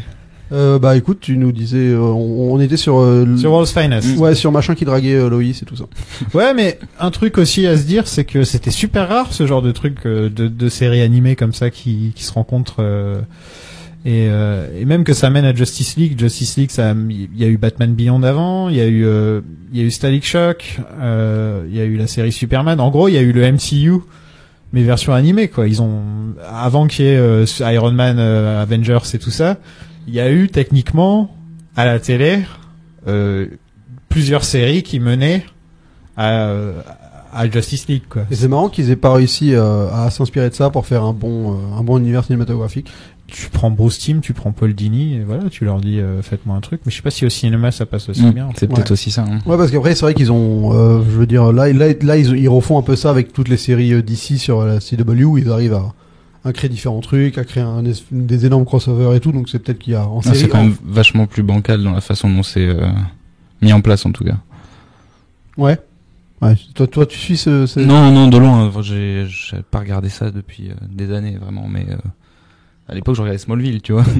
Quand je vois que l'acteur revient là dans le crossover, je me dis, il rallie les points de façon assez compliquée quand même. Ouais, mais là, je crois que c'est plus un délire qu'autre chose. Moi, je vais me le regarder, ça. Hein. Ouais. Ah bah ça vaudra le coup, je pense au moins pour se marrer un peu. Quoi. Ouais, voilà. Il y a Brandon Routh qui reprend son peu... rôle de Superman. Ouais, non, c'est intéressant. Après, je vais sûrement être perdu parce que j'ai pas vu depuis pareil, 3 saisons au moins. Entre facile. Flash, Green Arrow et tout ça là. Ouais, non. Supergirl. Ouais, il y a trop là, c'est trop à prendre. Bon, parlons de Justice League. Ouais, moi je n'ai jamais vu cette série télé. Du tout? Si, mais genre il y a hyper longtemps quoi. Avec le générique. Tant. Donc il y a qui dans cette Justice League là? Alors, Superman. Déjà il y a la Justice League normale, parce qu'ensuite il y a Justice League Unlimited où là ils ont tous les membres, ils ont Green Arrow, ils ont vraiment tous les gars de la DC, Zatanna auxquels tu peux penser, mais vraiment ils sont tous dans l'équipe.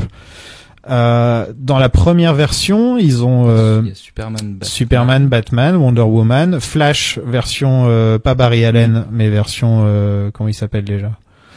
Merde, le plus jeune. Qui était Kid Flash. On va se faire engueuler. Ok, bon voilà, on a un trou. Non. On a Green Lantern version Jon Stewart. Histoire qu'il y ait un personnage que ce soit pas que des blancs. Ils ont dit allez, on va changer. Wally West, voilà. Et j'aime beaucoup moi Jon Stewart, je le trouve plus intéressant que Al Jordan. Donc je préfère Jon Stewart à Al Jordan. Je sais pas, je l'aime bien. En plus là, ils lui mettent une relation avec Hawkgirl, qui est un des autres personnages, le meilleur personnage féminin qui est ajouté dans la série. En parlant de relation, Batman, il a plus ou moins une relation avec Wonder Woman dans cette série. C'est là que ça commence. Ça a été repris dans le dernier Justice League, mais le film de Joss Whedon. Oui, ils ont 2-3 scènes où tu te dis une petite tension. Ouais, voilà, il y a une petite tension. Mais bon. Ouais, c'est ça. Ouais. Quand Bruce se déshabille, qu'il est dans son espèce de combi en lycra là. Pour pas être torse nu parce qu'il était gras du bide. Mais dans la série, c'est super intéressant parce qu'elle est fascinée par ce mec qui est juste un mec en fait. Contrairement à Superman, contrairement à Green Lantern, ils ont tous des trucs. Flash, il court vite. Lui, c'est juste un mec en costume, quoi. Et donc, elle aime bien ça. Ouais, elle trouve que c'est un vrai guerrier, quoi. C'est ce qui fait de Batman, quoi. Ah, oui. On a oublié un personnage de la Justice League originale. John Jones. Exactement. On a oublié Martian Manhunter, que j'adore. C'est un de mes personnages préférés. J'ai toujours bien aimé Martian Manhunter. Et je suis très déçu qu'il soit complètement oublié par DC depuis quelques années. Complètement à la trappe, il est passé complètement à la trappe. Ouais. Alors qu'il a une histoire très intéressante. C'est le dernier de Mars, c'est pas mal, avec les Martiens blancs qui l'attaquent et lui il aime pas le feu, blablabla. Et non, mais j'aime bien juste son côté. Je sais pas, c'est un mec qui est un peu plus, qui a la tête sur les épaules comparé à tous les autres en fait. Et j'aime bien ça. Moi, j'avoue que mon personnage préféré quand j'étais gamin, c'était Hawkgirl. Je sais pas pourquoi, mais je trouvais qu'il y avait un charisme et puis un petit fétiche. Non, pas du tout. Non, mais je trouvais que c'est la masse. Je trouvais que c'est un personnage vachement charismatique. Ouais. Et qui est moins connu en tout cas que tout le reste de la Justice League. Ouais, moi, j'aime pas du tout son design.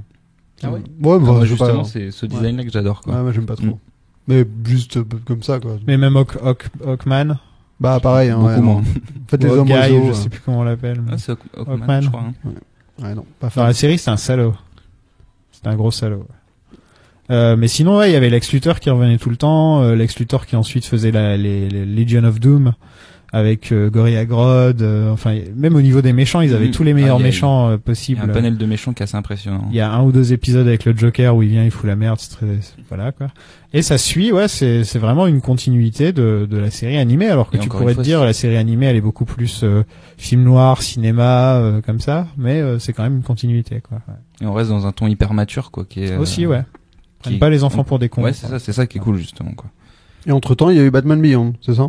Ça c'était avant. Ouais, Batman Beyond, c'est vrai qu'on en a pas 99, il me semble. La série. Ouais, c'est ça. 99 Batman Beyond. Voilà. Éclairez-moi parce que ça, j'ai dû voir un épisode et demi, je pense. C'est sur Terry McGinnis. Déjà, ça se passe 30 ou 40 ans après la série animée. Et Batman n'est plus Batman. Batman est un vieux con qui fait la gueule maintenant. Avec une canne et un dog. En gros, j'imagine Clint Eastwood à chaque fois que j'imagine ce Batman. C'est vraiment... ce côté ronchon. Ouais. Mais vraiment ronchon. Enfin, si un jour ils font une version... en plus, je sais pas, ça marche bien avec le côté... la politique du personnage et tout, ça marche bien, je trouve, Clint Eastwood et Batman. Tu l'imaginerais pas toi en vieux? Là il est vraiment trop vieux. Ouais, peut-être trop vieux. Mais en effet, oui, dans Gran Torino, c'est vrai qu'il a un peu ce délire de vieux Batman. Il a pas la carrure par contre du Bruce Wayne de Batman Beyond. Non. Qui est encore bien impressionnant. C'est une armoire à glace. C'est clair. Mais de toute façon, même dans Dark Knight Returns aussi, c'est pareil, il est toujours super stock, quoi. L'histoire peut-être? Ouais. Donc en gros, on suit donc Terry qui est le successeur de Bruce, qui en gros donc là on prend l'histoire en cours donc comparé à la série, et en gros c'est donc le Joker qui revient alors qu'il est censé être. C'est le film ça. Ah le film, pardon, j'étais sur le film. Ouais non, là on parlait de la série. Bah la série voilà, enfin c'est. Ah ok, je croyais que t'avais. J'avais enchaîné sur le film. Moi. Vas-y, pitcher la série parce que moi au final j'ai dû avoir rien noté, j'ai rien. Je l'ai pas vu depuis 15 ans la série. Bah c'est ça la série en fait, c'est on suit ce Terry qui va reprendre la relève de Bruce Wayne dans un Gotham futuriste. Mais il pique le costume, c'est ça hein? Au début, il pique le costume. C'est un espèce de petit brigand. Enfin, c'est pas un garçon d'une riche famille ou que Batman va prendre sous son aile au début. C'est vraiment, je crois qu'il se retrouve dans la Batcave et il lui chipe le costume d'une façon ou d'une autre. Et donc après, ils vont s'allier entre guillemets. Il va prendre la relève de Batman. Il va se réapproprier le costume. Il va s'en faire un nouveau. Et on est dans un truc un peu plus futuriste qui ressemble un peu plus à. Moi, ça me faisait un peu plus penser à X-Men au niveau des. Ah mais là, c'est complètement futuriste aussi. Quoi. Ouais, ça ressemble à Tron même. Enfin, tous les mecs, ils ont des néons sur leur costume, ce genre de truc quoi. Il y a un gang qui s'appelle les Jokers, donc qui sont déguisés, voilà, et ils sont. Il y a même une sorte de hyène. Il y a une hyène humaine. Deux jumelles. Un truc que je trouve intéressant avec ce Batman, c'est que c'est un Batman qui fait des blagues. Ouais, genre il est en mode Spider-Man un peu quoi. Exactement. Ouais. Il est pas du tout en mode c'est plus dans son oreillette qu'il y a Bruce Wayne qui est là en train de lui dire arrête de faire des blagues. Ouais. Mais c'est ça qui est intéressant avec ce personnage, c'est qu'il se construit en opposition au Batman de Bruce Wayne en fait. Moi j'ai toujours eu du mal parce que pour moi il y a un seul Batman. Mais c'est vraiment les limites de compte où tu te dis j'avoue que moi gamin, c'est le dessin animé que j'ai zappé parce que c'était pas le Batman que je voulais voir, mais maintenant enfin j'y trouve quand même un certain plaisir à revoir ce dessin animé. En tout cas, le film, j'ai vraiment adoré le revoir. J'aime bien le costume. Le costume de ce Batman. J'aime bien, mais je trouve pas qu'il y ait enfin, il manque un truc en fait. Il fait pas peur, non? Non, il fait pas peur, mais il manque un truc, je trouve. Tu vois, peut-être la cape. Tu l'as déjà vu? Ouais. Bah, je trouve que j'aime pas les oreilles. Il y a pas de cape. Un peu longue. Il y a pas de cape. Très filiforme. Il a des sortes d'ailes quand il lève les bras à la Spider-Man. Il ressemble un peu à Ant-Man en fait. Enfin, je trouve qu'il a ce côté un peu filiforme, tu sais, tout filiforme à Ant-Man, je crois. Ant-Man? Bah, pas, genre sur la silhouette, quoi, qui dégage. Sur le costume, j'aurais plus dit Flash, moi, juste, sur la silhouette, en fait. Ouais, aussi, un peu. Ouais. Mais c'est vrai que, bon, je suis pas un grand fan. Et je crois qu'il y a pas le logo, il pète pas au milieu, enfin, il y a pas du tout ce côté. Il a cette espèce de chauve-souris rouge, mais qui est plus petite, enfin, qui est moins percutante. Ouais, j'aime moins. Non, parce que maintenant, c'est plus vraiment un Batman, parce que c'est plus le Gotham pareil, c'est plus un Batman de jour aussi, tu vois, c'est pas juste, c'est pas juste Batman qui a besoin de faire peur. Et donc il y a eu un film qui s'appelle Return of the Joker, donc le retour du Joker, qui est un de mes films préférés au niveau Batman. Je trouve il est super bien. Vous avez pas franchement besoin d'avoir vu la série avant. Vous pouvez y aller comme ça. Donc le Joker est mort dans sa dernière bataille avec Batman. Donc c'est le Joker version série animée. Il est mort parce qu'il a torturé Tim Drake, le dernier Robin, et l'a transformé en Joker Junior. Et Tim Drake a fini par le tuer. Voilà. Il y a Harley Quinn qui meurt aussi. Et Harley Quinn meurt aussi. Dans le combat, il y a Batgirl, enfin, c'est expliqué dans le film, mais il y a Mais je crois qu'on la revoit à la fin. Ouais, on la revoit. Ouais, elle est présente dans l'histoire, elle fait le lien en fait avec Tim. Et donc ouais, Tim tue le Joker, mais le Joker avait mis une sorte de micro-puce dans Tim pour se réincarner un jour. Et donc 30 ans plus tard, il prend possession du corps de Tim Drake et il redevient le Joker. Mais c'est surtout tout le flashback où on voit comment il a torturé Tim Drake. Enfin, en gros, c'est un des trucs les plus violents de la série animée de loin, quoi. Quand tu vois ce qu'il lui a fait, il l'a transformé en bébé Joker, quoi. Et c'est choquant, quoi. Ouais, le traitement du personnage de Tim qui est vraiment, comme on dit, qui a un traumatisme en fait avec ça, c'est vraiment super intéressant. Ouais, parce qu'on voit Tim en version adulte aussi, qui dit en gros laissez-moi tranquille, je veux plus jamais parler à Batman, je veux plus. Qui est devenu un mec qui travaille dans les télécoms, qui est rangé, qui a une femme. Et donc on se doute que c'est lui, mais en même temps, il y a quand même, tu te dis non, ce serait triste si c'était lui en fait. Tu te dis ce serait vachement triste. Et oui, c'est triste. Mais c'est un peu comme dans les comics quand il tue Jason Todd avec un pied de biche. Là.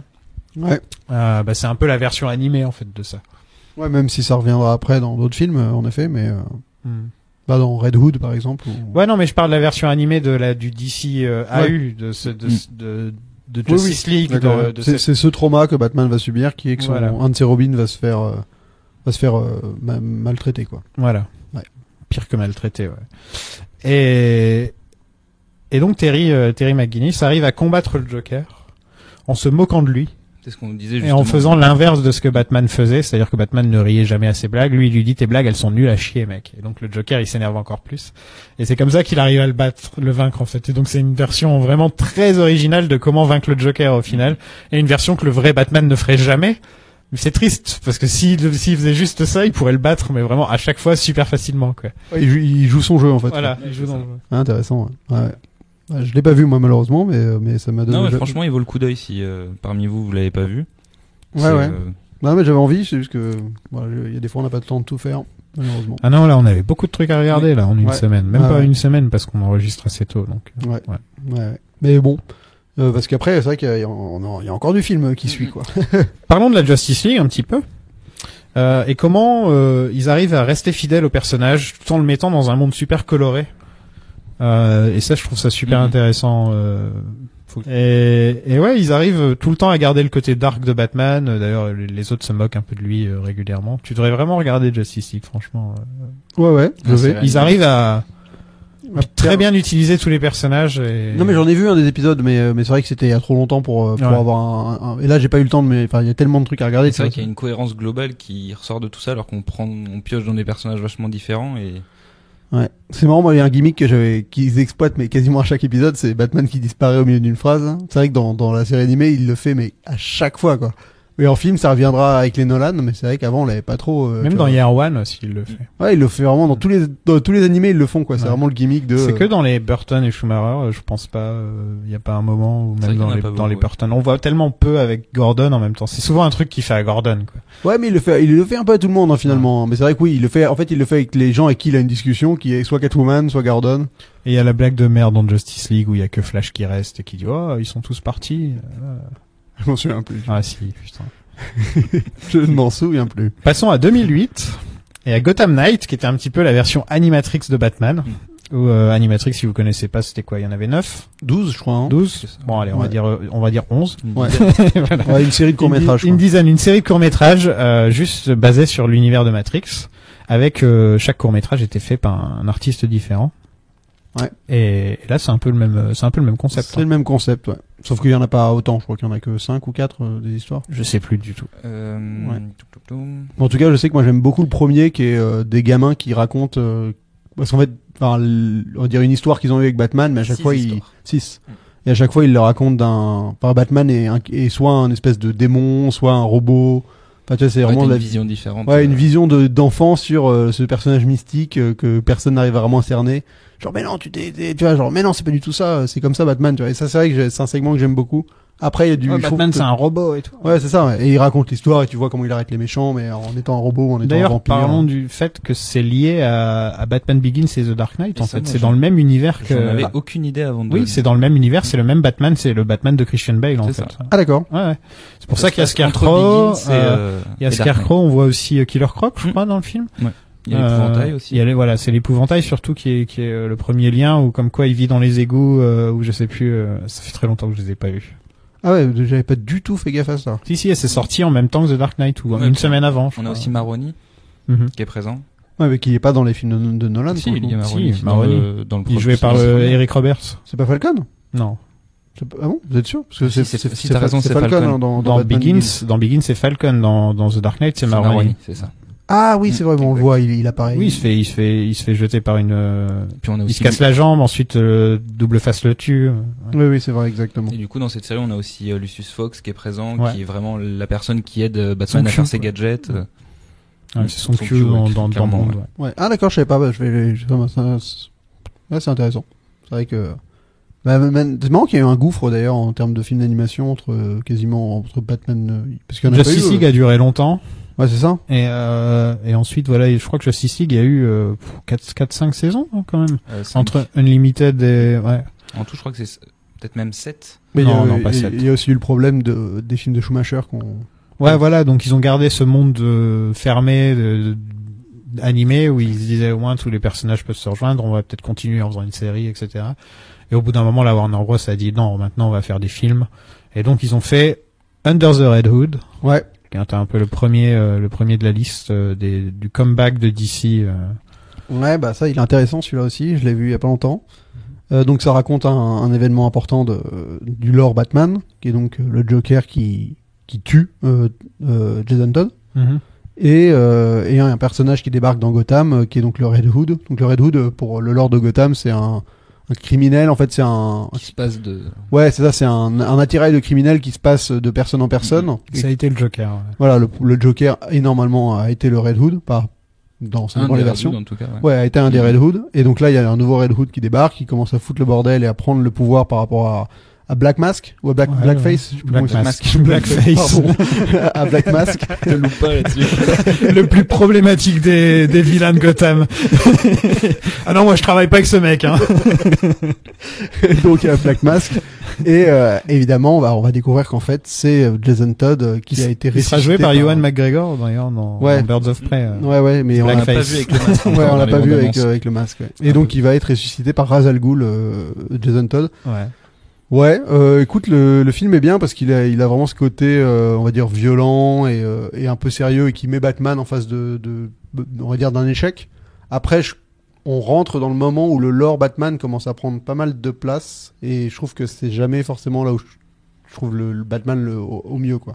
Parce que là, t'as déjà Nightwing. Tu veux dire que c'est moins accessible Ouais, bah tu vois, il y a des moments où il appelle Damian, par exemple. Enfin, t'as vraiment beaucoup de... C'est peut-être pas dans celui-là où il appelle Damien. C'est quoi, 5 Robin déjà? Non, ouais, au final, t'en as, bah, c'est ça, au final. 3-4, ouais, ça commence à faire beaucoup et je trouve que le film se regarde avec plaisir, les scènes d'action sont vraiment pas mal, mais c'est vrai que, c'est un peu beaucoup, quoi. Et après, moi, tout le délire avec Ra's al Ghul, j'avoue que c'est pas... T'es pas un grand fan de Ra's al Ghul? Bah, j'aime bien, par exemple, ce que Nolan a fait avec. Dans la version animée, il est pas mal, hein. Ouais, et puis ils se font plaisir avec, le personnage. Hein. Non, il est cool dans la version animée. Et ouais, puis Talia aussi, elle est cool. Mais là, pour le coup, dans ce film-là, il apparaît juste pour être le mec mystique qui a ressuscité un bonhomme. Enfin, tu vois. Moi, de toute façon, ce que j'aime bien dans Batman, c'est le côté concret du truc, en fait. Et c'est vrai que dès qu'on part dans des trucs un peu magiques, tout ça, l'intérêt, pour moi, il est moindre. Mais après, c'est pas rédhibitoire, hein, je veux dire, mais c'est pas le film que je trouve le plus intéressant sur le personnage. Mais c'est vrai qu'au moins, ça exploite le Red Hood qui va se joindre à Batman Family à la fin et qui deviendra un des associés de Batman parmi Red Robin, Damian. C'est qu'il y a Red Robin aussi maintenant. Ouais, Tim Drake, c'est ça. C'est ça. Ouais, Red Robin, c'est genre un mec ultra technologique. Red Robin, c'est juste... J'en avais marre d'être juste Robin. Alors moi, il y a Purple Robin, il y a Pink Robin. Ouais, ça, il y a Tall Robin, Small Robin. Ensuite, on a Year One qui est sorti en 2011. Qui est une adaptation parfaite du comics, hein. C'est vraiment case par case. Hein. Ultra fidèle. Ouais. Ultra fidèle. Et même dans le look, la manière dont c'est les couleurs, tous ces trucs-là. Ouais, franchement, c'est bluffant. Et donc ça, Year One, ça raconte la première année de Gordon et du retour de Bruce Wayne à Gotham après son épopée pour... Donc première année de Batman. Quoi. C'est ça, exactement. Du point de vue beaucoup de Gordon, mine de rien. Et qui est un des classiques en comics de Frank Miller sur le personnage, quoi, qui a un peu redéfini l'histoire du personnage. C'était les années 70, Year One. Peut-être un peu plus tard. Alors là, 80, 80. Ouais, tu me poses une colle parce que c'est vrai que je les ai découverts quasiment coup sur coup, donc j'avais pas vu le décalage temporel, mais en tout cas, il passe c'est une claque de le revoir. Hein. Il est vraiment délicieusement bon. Ouais, parce qu'en plus, il se passe dans le milieu de la pègre beaucoup, donc c'est assez terre à terre et ultra concret. Moi, j'aime bien ce Batman au début, c'est toujours Batman contre la mafia, quoi. Ouais, c'est ça. Et t'as Catwoman qui a un rôle important. Et t'as un perso, c'est pas Bullock, t'as un perso de flic aussi qui est ultra important, mais qui est pas. Je vois qui tu dis. Qui ressemble qui est un peu un proto Bullock, mais qui va jusqu'au bout de la corruption. Le commissaire aussi, c'est pas le même commissaire que. C'est celui de Dark Knight et de Begins. Ouais, c'est ça. Et donc franchement, je trouve que pour une porte d'entrée dans le personnage, si on connaît pas du tout Batman, c'est quasiment le meilleur comics pour démarrer, quoi. Parce que le meilleur animé. Et enchaîner avec un long Halloween, je dirais. Ouais, à lire, ouais, exactement. Tu fais Year One, un long Halloween et ça marche très très bien. Ouais, c'est exactement la même ambiance, un peu noir, détective. C'est une enquête, un long Halloween. C'est vraiment une pure Halloween, enquête. Pour le coup, c'est un comics, hein, et c'est en 2 parties, parce qu'il y a la suite aussi. Il y a jamais eu en version animée, ça. Non. Et c'est pour moi. Bah, sachant qu'ils viennent de faire Hush, il y a des chances que ça soit dans les prochains cartons pour la suite. Hein. Ouais. Bah, moi c'est partie des classiques. Ouais, pour moi c'est le meilleur. De tous les Batman que j'ai lus et vus, Halloween, c'est le meilleur. Ouais. Parce que c'est vraiment une enquête qui m'a prise comme un film, genre j'avais l'impression de lire Seven, quoi. Enfin, franchement, c'est une super enquête où t'as envie de savoir qui est le fameux tueur. Ouais, c'est un vrai whodunit, mais super bien fait, avec une ambiance hyper terre à terre, avec la pègre, des persos qui sont ultra intéressants, et Batman qui est un vrai détective dans celui-là, qui est pas genre le mec qui se bat et qui son grappin à tout va, c'est hyper sérieux, et franchement vraiment vraiment bien.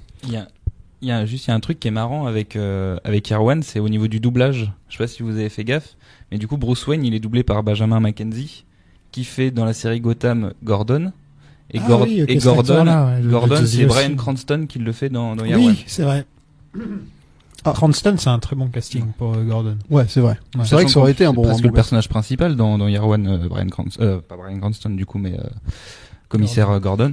Ouais. Alors c'est bizarre quand même, le lore de Gordon, c'est un peu particulier parce que sa femme et sa fille ont à un moment été quasiment le même personnage. Enfin, il y a toujours ce problème avec. Non, les deux s'appellent Barbara, mais c'est pas pour ça que c'est le même personnage. Ouais, mais je pense qu'elle s'appelle Barbara parce qu'il y a quelqu'un qui s'est planté un jour et qui a mis la meuf qui accompagne Gordon. Son fils s'appelle James comme lui, donc. Ouais, et son fils il va mal tourner pour le coup. Oui, son fils devient une sorte de Joker, proto-Joker. Ouais, exactement. Mais c'est vrai que voilà, là on comprend un peu plus Gordon, d'où il vient, et vu que c'est un perso qui est ultra essentiel dans le lore de Batman. C'est intéressant d'aborder par là, quoi. J'espère que vous entendez pas les travaux derrière, en tout cas si vous les entendez. Non, aux oreilles ça va. Bon, ça va alors. Ouais, non, ça devrait aller. Ensuite, on a une autre adaptation de comics classique. On a The Dark Knight Returns. Ouais, en 2 parties. Que j'ai jamais été fan de The Dark Knight Returns personnellement. J'avoue que moi, en comics, j'arrive jamais à le lire. Mais c'est même lui. Miller, quoi. Ouais, je l'aime pas. Ouais. Bah surtout. Non, mais ce besoin d'avoir toujours les prostituées, les machins. Non, c'est sérieux. Il a un univers très particulier. Ouais, je suis pas fan de son univers, même les Sin City. J'ai adoré Sin City quand je l'avais vu la première fois, et puis un jour je l'ai revu. Et je fais en fait non, c'est pas pour moi. Je suis trop grand pour ces conneries. Non, c'est pas pour moi, tout simplement. Tu vois, c'est pas mon délire. Moi, j'avoue que le comics, je suis pas fan. J'ai du mal avec ce comics que je trouve hyper austère. Enfin, il est. Le dessin est pas facile d'accès. Batman est très chargé dans ce film.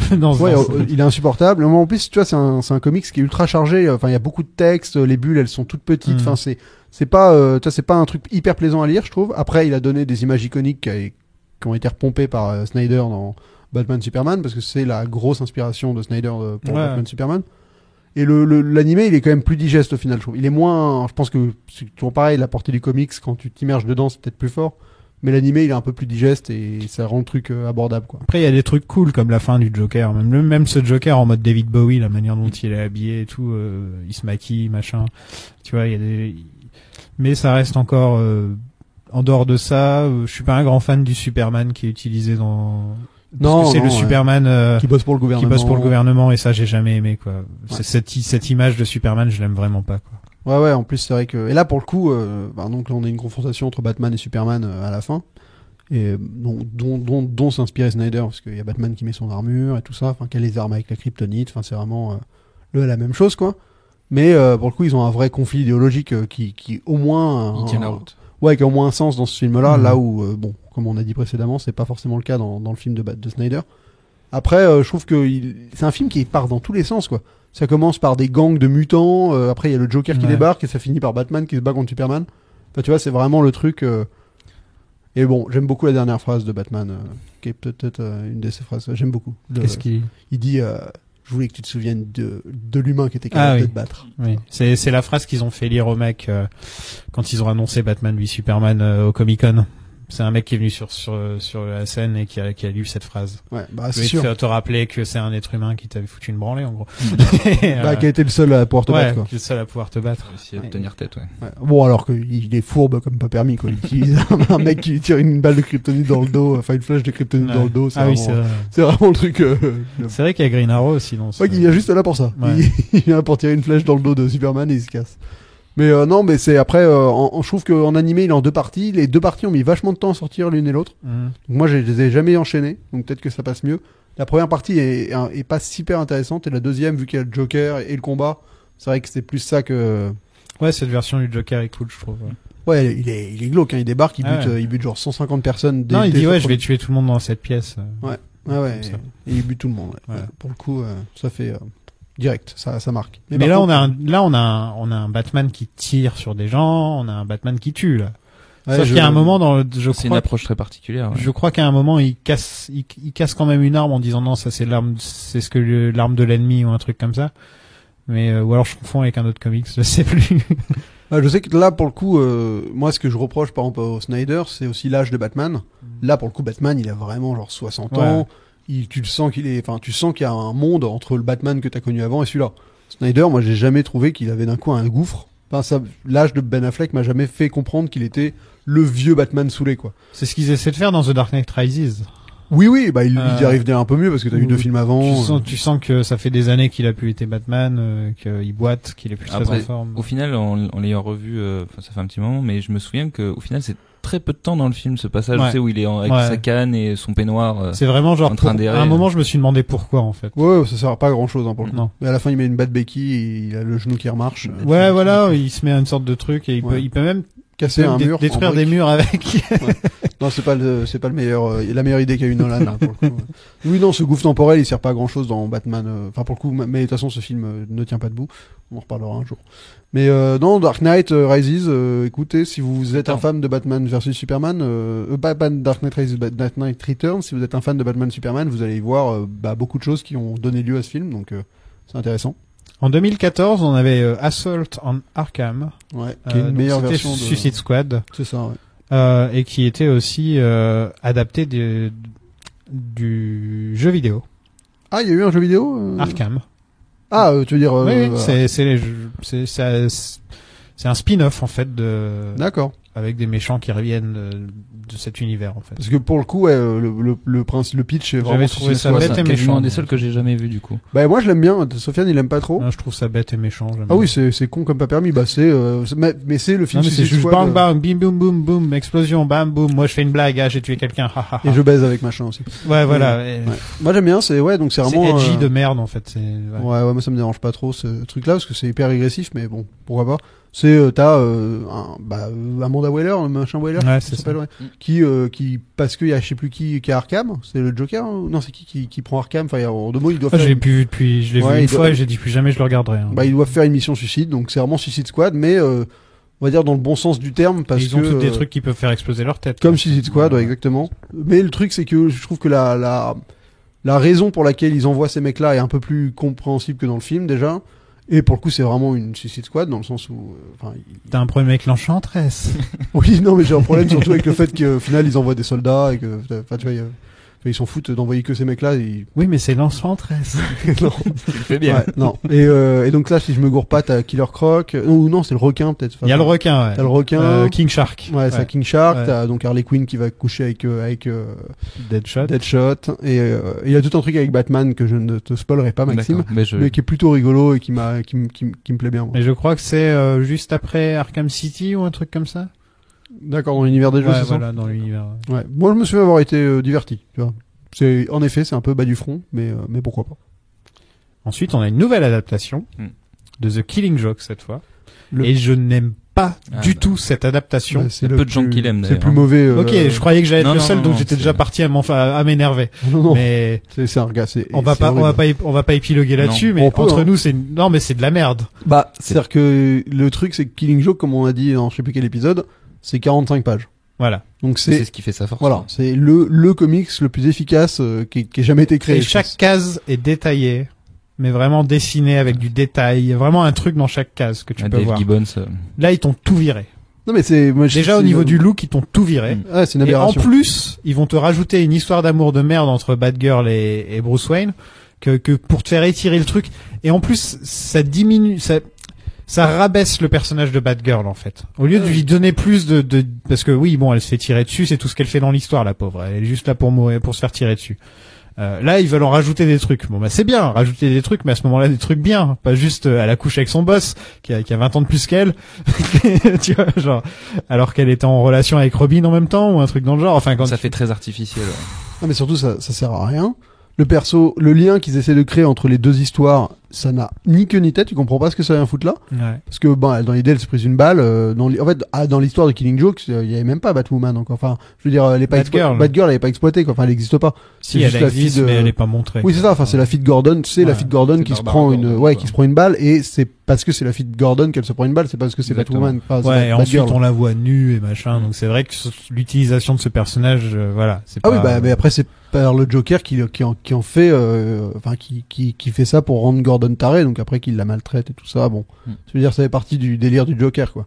Mais dans ce truc-là, ça a aucun sens de faire un espèce de prologue chelou qui se passe après, mais qui vient pas du tout, et au-delà de ça, comme tu disais, sur la force de Killing Jokes aussi en termes de dessin, c'est que t'as des transitions visuelles à chaque page, c'est ultra fluide, enfin c'est vraiment magnifique, quoi. Parce que la dernière page, tout le monde l'a en tête, enfin c'est des trucs. Tu passes du passé au présent à chaque fois avec un plan du Joker qui te vraiment tu sens le truc vraiment pensé. Bah c'est souvent une espèce de, tu vois, genre par exemple il va attraper une crevette et dans l'autre truc il a un objet qui va rappeler la crevette, enfin c'est que des transitions visuelles qui vraiment fonctionnent du tonnerre. Et là en animation ils ont rien réussi à faire, quoi. Il y a aucune transition qui fonctionne, enfin c'est vraiment une catastrophe, quoi. Après, ils ont été fidèles plus ou moins sur la partie qui est écrite, mais ça sert à rien. Enfin, je veux dire, c'est de la merde. Donc, c'est vraiment une aberration, ce film, quoi. J'ai pas compris, moi. Mais moi j'ai cru comprendre qu'il était quand même, de façon générale, plutôt vraiment détesté, quoi. Ok, donc je m'attendais parce qu'il y a des fois où, par exemple, le film d'avant sur le Suicide Squad, j'aime pas, et les gens ils vont me dire quoi, t'aimes pas, il est super, machin. Toujours des gens pour le défendre. Non, mais là pour le coup, j'étais choqué. Non, mais le film de Quand j'ai Suicide vu le Squad, film, en plus j'avais rien lu dessus, j'avais pas regardé les bandes annonces, les trucs comme ça, je l'ai regardé, je fais mais qu'est-ce que c'est que cette merde, quoi. En voyant la couverture, tu t'attends à une adaptation fidèle en plus. Ils ont essayé. Le truc c'est que tu peux être fidèle pendant une demi-heure seulement, quoi, en faisant Killing Jokes, je veux dire au cordeau. Donc après ils ont rajouté 45 minutes de rien, qui sert à rien, quoi. Mais tu vois, Suicide Squad, je pense pas que les gens l'adulent, mais c'est juste qu'au moins c'est fidèle au concept de base. Tu trucs bas du front, tu prends les méchants, tu les envoies une mission suicide et puis basta, quoi. Là, tu prends un des comics qui est considéré comme un des meilleurs de tous les temps et t'en fais un truc qui n'a ni queue ni tête. Donc une catastrophe, quoi. Tiens, parlons d'un truc. On n'a pas trop parlé des films Justice League au final, parce qu'il y a Batman dedans. Mais est-ce qu'il y a un film Justice League là comme ça que... Ouais, moi j'aime bien celui contre Brainiac, qui est plutôt cool, franchement. Cool. Brainiac, j'aime bien. Qui te fait à l'origine de la... Enfin, dans l'histoire, la Justice League se crée, quoi. Donc je trouve que c'est un film qui est plutôt pas mal, si on connaît pas du tout l'univers. Il y en a un qui est assez particulier, c'est un peu genre la Dark Justice League, mais c'est pas genre Batman c'est un vampire. Vous l'avez vu celui-là? Non. Il est super bizarre. C'est genre tous les persos sont détournés, mais d'une manière genre un peu dark, mais pas genre, c'est pas des méchants, mais c'est juste en mode genre Superman, c'est un mec qui crame des gens. Enfin, c'est la Dark Justice League, c'est ça. Je crois que c'est ça. Ouais, je sais pas si c'est la Dark. Je l'ai vu une fois comme ça, et pour coup donc Batman est un vrai vampire, un vrai vampire, quoi. Et c'est un film qui est plutôt cocasse parce que d'un coup tu vois chaque perso est un peu détourné, donc c'est plutôt sympa. Est-ce qu'on a parlé du fils de Batman? Non, pas encore. On n'a pas grand chose à dire, mais ça ajoute encore un épisode dans la longue histoire de Batman qui est. Je me rappelle que j'avais pas trouvé. Non, j'ai rien. C'est vraiment, c'est un peu agaçant parce que c'est un peu le côté genre mon fils, je veux m'émanciper, moi je veux je veux pas que tu sois Robin, machin, et c'était pas dingue, ouais. Mais j'ai très peu de souvenirs, hein. Je l'ai vu, tu vois, quand c'était sorti. Et... Après, comme on dit, enfin, je pense qu'on est tous un peu d'accord pour dire que là, t'arrives dans des histoires où quand ils poussent le lore, ça devient quand même un peu compliqué. Ouais, franchement, faut être fan ultra hardcore et. Alors, regardez les Arkham, au final, il avait des Robins et des trucs comme ça, et c'est pas choquant, ça marche encore. Ouais, mais est-ce que c'est pas parce que vu que t'es dans un jeu vidéo, t'as plusieurs petites histoires qui peuvent être racontées selon les quêtes que tu fais, enfin tu vois. Ouais, voilà. Ouais. Mais dans un film, je trouve que ça vient, ou même dans une série de comics, je trouve qu'à chaque fois, il y a un moment, ça devient trop, quoi. Il y a Genre, je me rappelle quand la dernière fois je lisais Batman Eternal, je crois, un truc comme ça, qui est en 4 volumes, et ça part à un moment, t'as Batman chinois qui arrive, enfin, Batman japonais qui débarque, un truc comme ça. Il y a un Batman français qui est joué par un musulman. Non, mais tu vois, voilà, t'as que des trucs comme ça, enfin, à un moment, ça devient... Parce qu'à un moment, il y avait Batman Inc., où il avait créé un Batman dans chaque pays, en fait. Ouais. Et il y en avait un qui était français et musulman. Bah, c'est ça, dans Batman Eternal, t'en as un qui débarque d'Asie, je sais plus quel pays. Du parcours, bien sûr. Évidemment. Ah oui, forcément. Et c'est vrai que là, ça devient chaud, quoi. Tu vois, le fils de Lucius Fox qui devient Batwing, enfin, t'as une galerie qui est tellement un peu, à un moment, Batman, c'est intéressant parce que c'est le seul à pouvoir un peu faire ce qu'il fait. Maintenant, il a une armée, quoi. Ouais, maintenant, il a une armée, quoi. Et donc, c'est un peu, moi, je trouve que ça change totalement le registre t'es plus du tout dans une histoire de détective et tout ça, t'es vraiment dans une histoire de, je sais pas trop, justement, c'est un peu le bordel et ça fait des Deus Ex Machina à tire-larigot parce qu'à chaque fois qu'il y a un problème, il y en a un qui débarque et tout ça, donc pas fan. En 2018, on a 2 films. On a Gotham by Gaslight, que je connais pas du tout et que je l'ai pas vu. C'est trop bien. Ouais. Je l'ai pas vu non plus. Ah, j'ai adoré. Ouais, j'ai adoré parce que c'est tout ce que j'aime dans les détournements de Batman, c'est un Batman dans Gotham mais à époque victorienne. Ah oui, c'est celui-là. Ouais. Ok. Et qui est vraiment cool J'aurais parce dû le regarder, que ouais, en fait, c'est Jack l'Éventreur. C'est une enquête sur Jack l'Éventreur dans Gotham, dans l'équivalent de Londres. Enfin, Gotham ressemble à Londres, mais c'est Gotham, donc il y a tout ce rapport en plus avec le Nouveau Monde. Enfin voilà. Okay. En fait, et c'est vraiment fidèle au perso parce que le perso il est seul, il est avec Alfred. Enfin, on revient vraiment au début du perso et il y a des références à Sherlock Holmes, pas mal. Il y en a une où à un moment il sort la citation en disant mon mentor avait une phrase, il dit quand on enlève tout ce qui nous paraît aberrant, il y a que la vérité qui saute. Enfin, c'est la phrase connue de Sherlock Holmes. Donc ça rend vraiment hommage à ce côté-là du personnage. Et en plus, c'est une enquête plutôt efficace qui ressemble un peu à Mask of the Phantasm parce que t'as un perso qui tue des gens et on sait pas qui c'est. Et Batman va enquêter sur ce perso, donc sur Jack l'Éventreur. Et franchement, j'ai été agréablement surpris. Mais j'adore quand ils prennent Batman et enfin, c'est un personnage qui convient parfaitement à ces délires de changer d'époque, de le mettre dans n'importe quel contexte et de garder la sève c'est un mec riche la journée qui se déguise la nuit pour aller faire la justice, quoi. Bah justement, l'autre endroit où on a mis Batman, c'est Batman Ninja. Ouais, j'ai du mal avec celui-là. Ouais, c'est sur Netflix. Hein. Oui, il est sur Netflix. Ouais. Je l'ai pas regardé encore. Ouais, tu l'as pas vu du tout? Non, ces deux-là, c'est les 2 que j'ai pas vus. Ouais, t'en penses quoi, toi? Moi, j'ai trouvé intéressant au niveau graphique, en tout cas. Ouais. Alors que pourtant, sur les mini-séries qui étaient aussi un peu dans le style manga, qui se passe, c'est Arkham, non, Gotham Knight, que j'aimais pas trop ce côté un peu japonisant, quoi. Ouais, voilà. Et là, justement, je le trouve, ils épousent vraiment le truc à donf et ça passe plutôt bien. Mais après l'histoire est un peu, est pas très intéressante, mais graphiquement, j'ai trouvé ça super riche et généreux, quoi. Ouais, bah ça part bien. Donc l'idée c'est pas un Batman qui sera au Japon. Enfin depuis le début, c'est une dimension parallèle, enfin un espèce de voyage dans le temps, quoi, qui fait que Gotham a été transféré au Japon médiéval. Ah, et tout le monde est au courant? Bah genre on est au Japon médiéval et t'as le Pingouin, Joker, mais c'est les vrais qui étaient à Gotham avant, quoi. Okay. Et qui se sont retrouvés à avoir pris compte parce qu'ils ont arrivé à différentes époques. Enfin t'as genre des délais temporels quand ils sont arrivés. Et donc ils sont arrivés à tous prendre une partie du royaume. Et le but c'est lequel de ces méchants va réussir à unifier le Japon dans un. Ils sont partis loin. Hein. Ah ils sont mais ça c'est le début, mec. Oui, ça finit en combat de mecha avec des palais de châteaux japonais qui deviennent des robots géants et qui se fritent et ça devient n'importe quoi. Ça a l'air trop bien. Mais il y a un côté samouraï par contre qui est super sympa au niveau des designs. Je sais pas si sur le Joker ou sur Batman, je trouve que ça rend super bien. Ouais, non, je trouve en fait la première demi-heure est géniale parce que tu rentres dans ce monde-là et t'as tout ce que t'aimes dans Batman mais mis à la sauce Japon médiéval, quoi. Mais par contre à la fin il part dans un délire, c'est chaud patate, hein. Waouh, ce délire de robots géants en forme de maison et tout qui se fritent. Mais après c'est un délire, quoi. Mais je trouve que voilà, à l'inverse de Gotham by Gaslight, qui est un truc qui se tient de bout en bout avec son concept de on prend Gotham, Batman et on le fout dans le Londres victorien. Là, ils font un peu ça, mais en fait, ça part à des kilomètres de là où tu pensais que ça irait. Mais peut-être que ça utilise les codes de la narration japonaise et toutes ces choses-là, et que c'est peut-être aussi fait pour le public japonais ou en tout cas asiatique de façon plus générale. Ouais, non, mais de toute façon, même voilà, toute la fin, c'est un délire avec des mechas. Enfin, tu vois, c'est vraiment une espèce de kaiju mecha. Enfin, c'est une espèce de pot pourri de ce que les Japonais kiffent. Enfin, en tout cas, font et qu'on est capable de voir.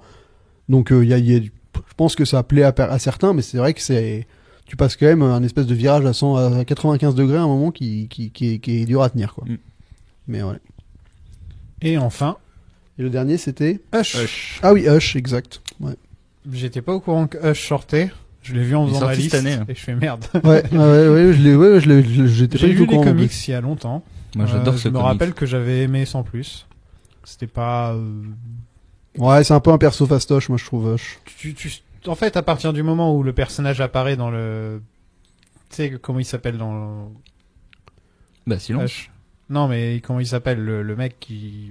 Ah, le pote, enfin, Oui. Oui, tu sais que c'est lui, quoi. Dès qu'il apparaît dans le truc, tu sais que c'est lui. Ouais, c'est un peu le problème, ouais. Voilà. Ouais. C'est genre dès qu'il y a un nouveau personnage, tu sais tout de suite. Ouais.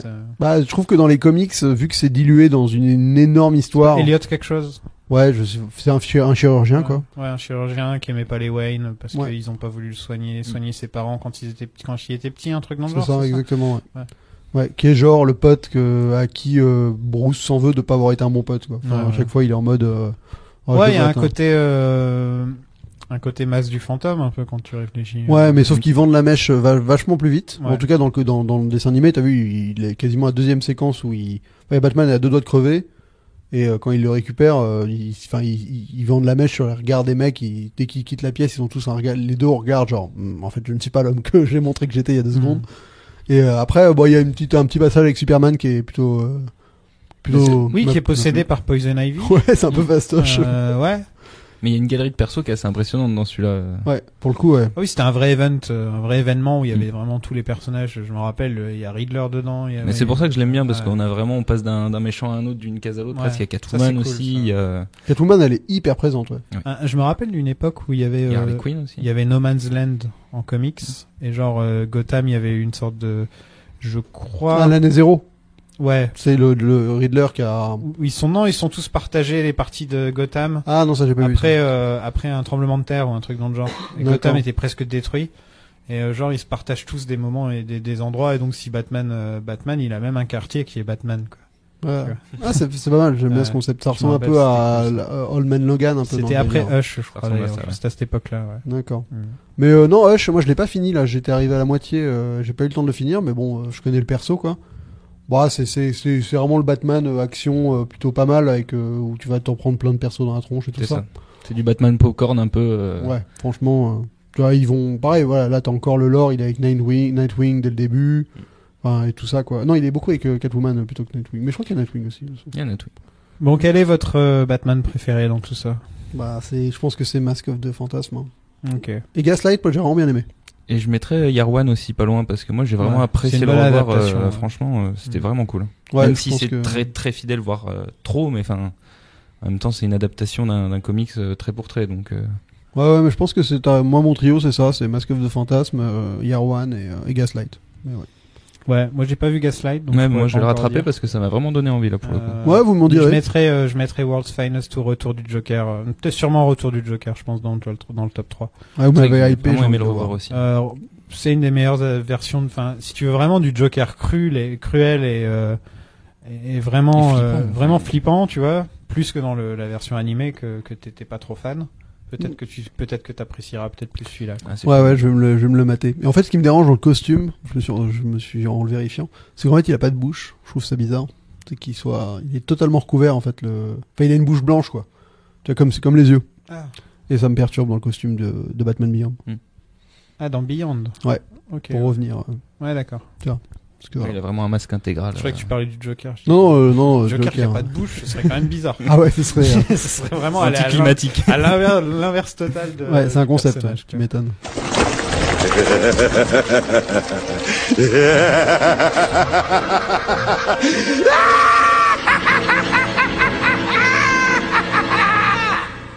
On a fait le tour là maintenant, donc on va passer un petit peu à l'actu. Il y a eu du nouveau, il y a eu Paul Dano qui a été confirmé en Riddler. Ouais.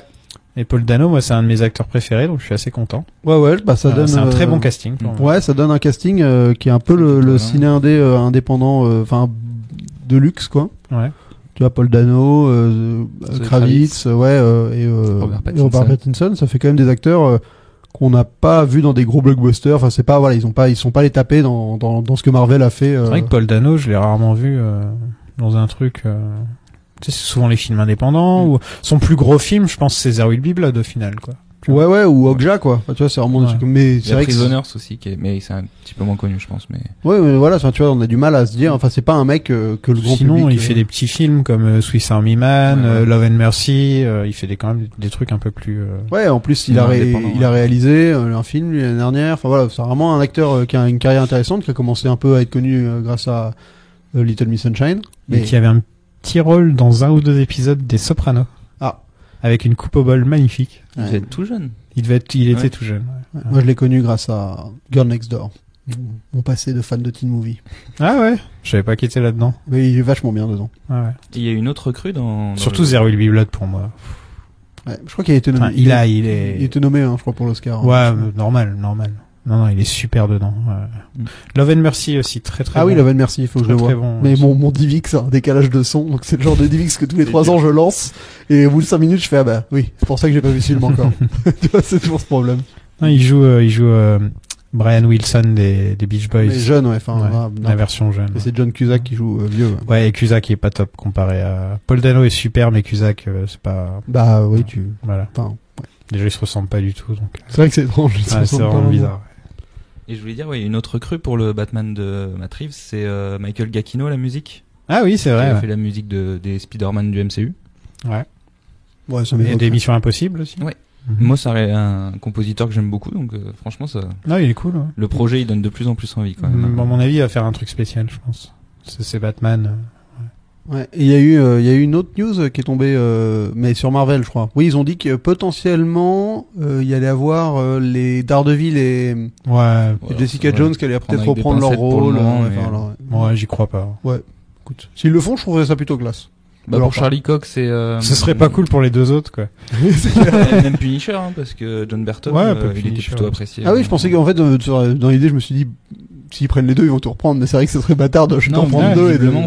Ils prennent tout le monde sauf Iron Fist, tu vois, genre. Ah oui, non, ça je comprends. Et Luke Cage. Ouais, non, ça je comprends. Iron Fist, tu prends pas. Est-ce que vous avez lu les déclarations, sûrement, j'imagine, de Martin Scorsese et Francis Ford Coppola? Ouais. Qui disent que, Marvel c'est de la grosse merde.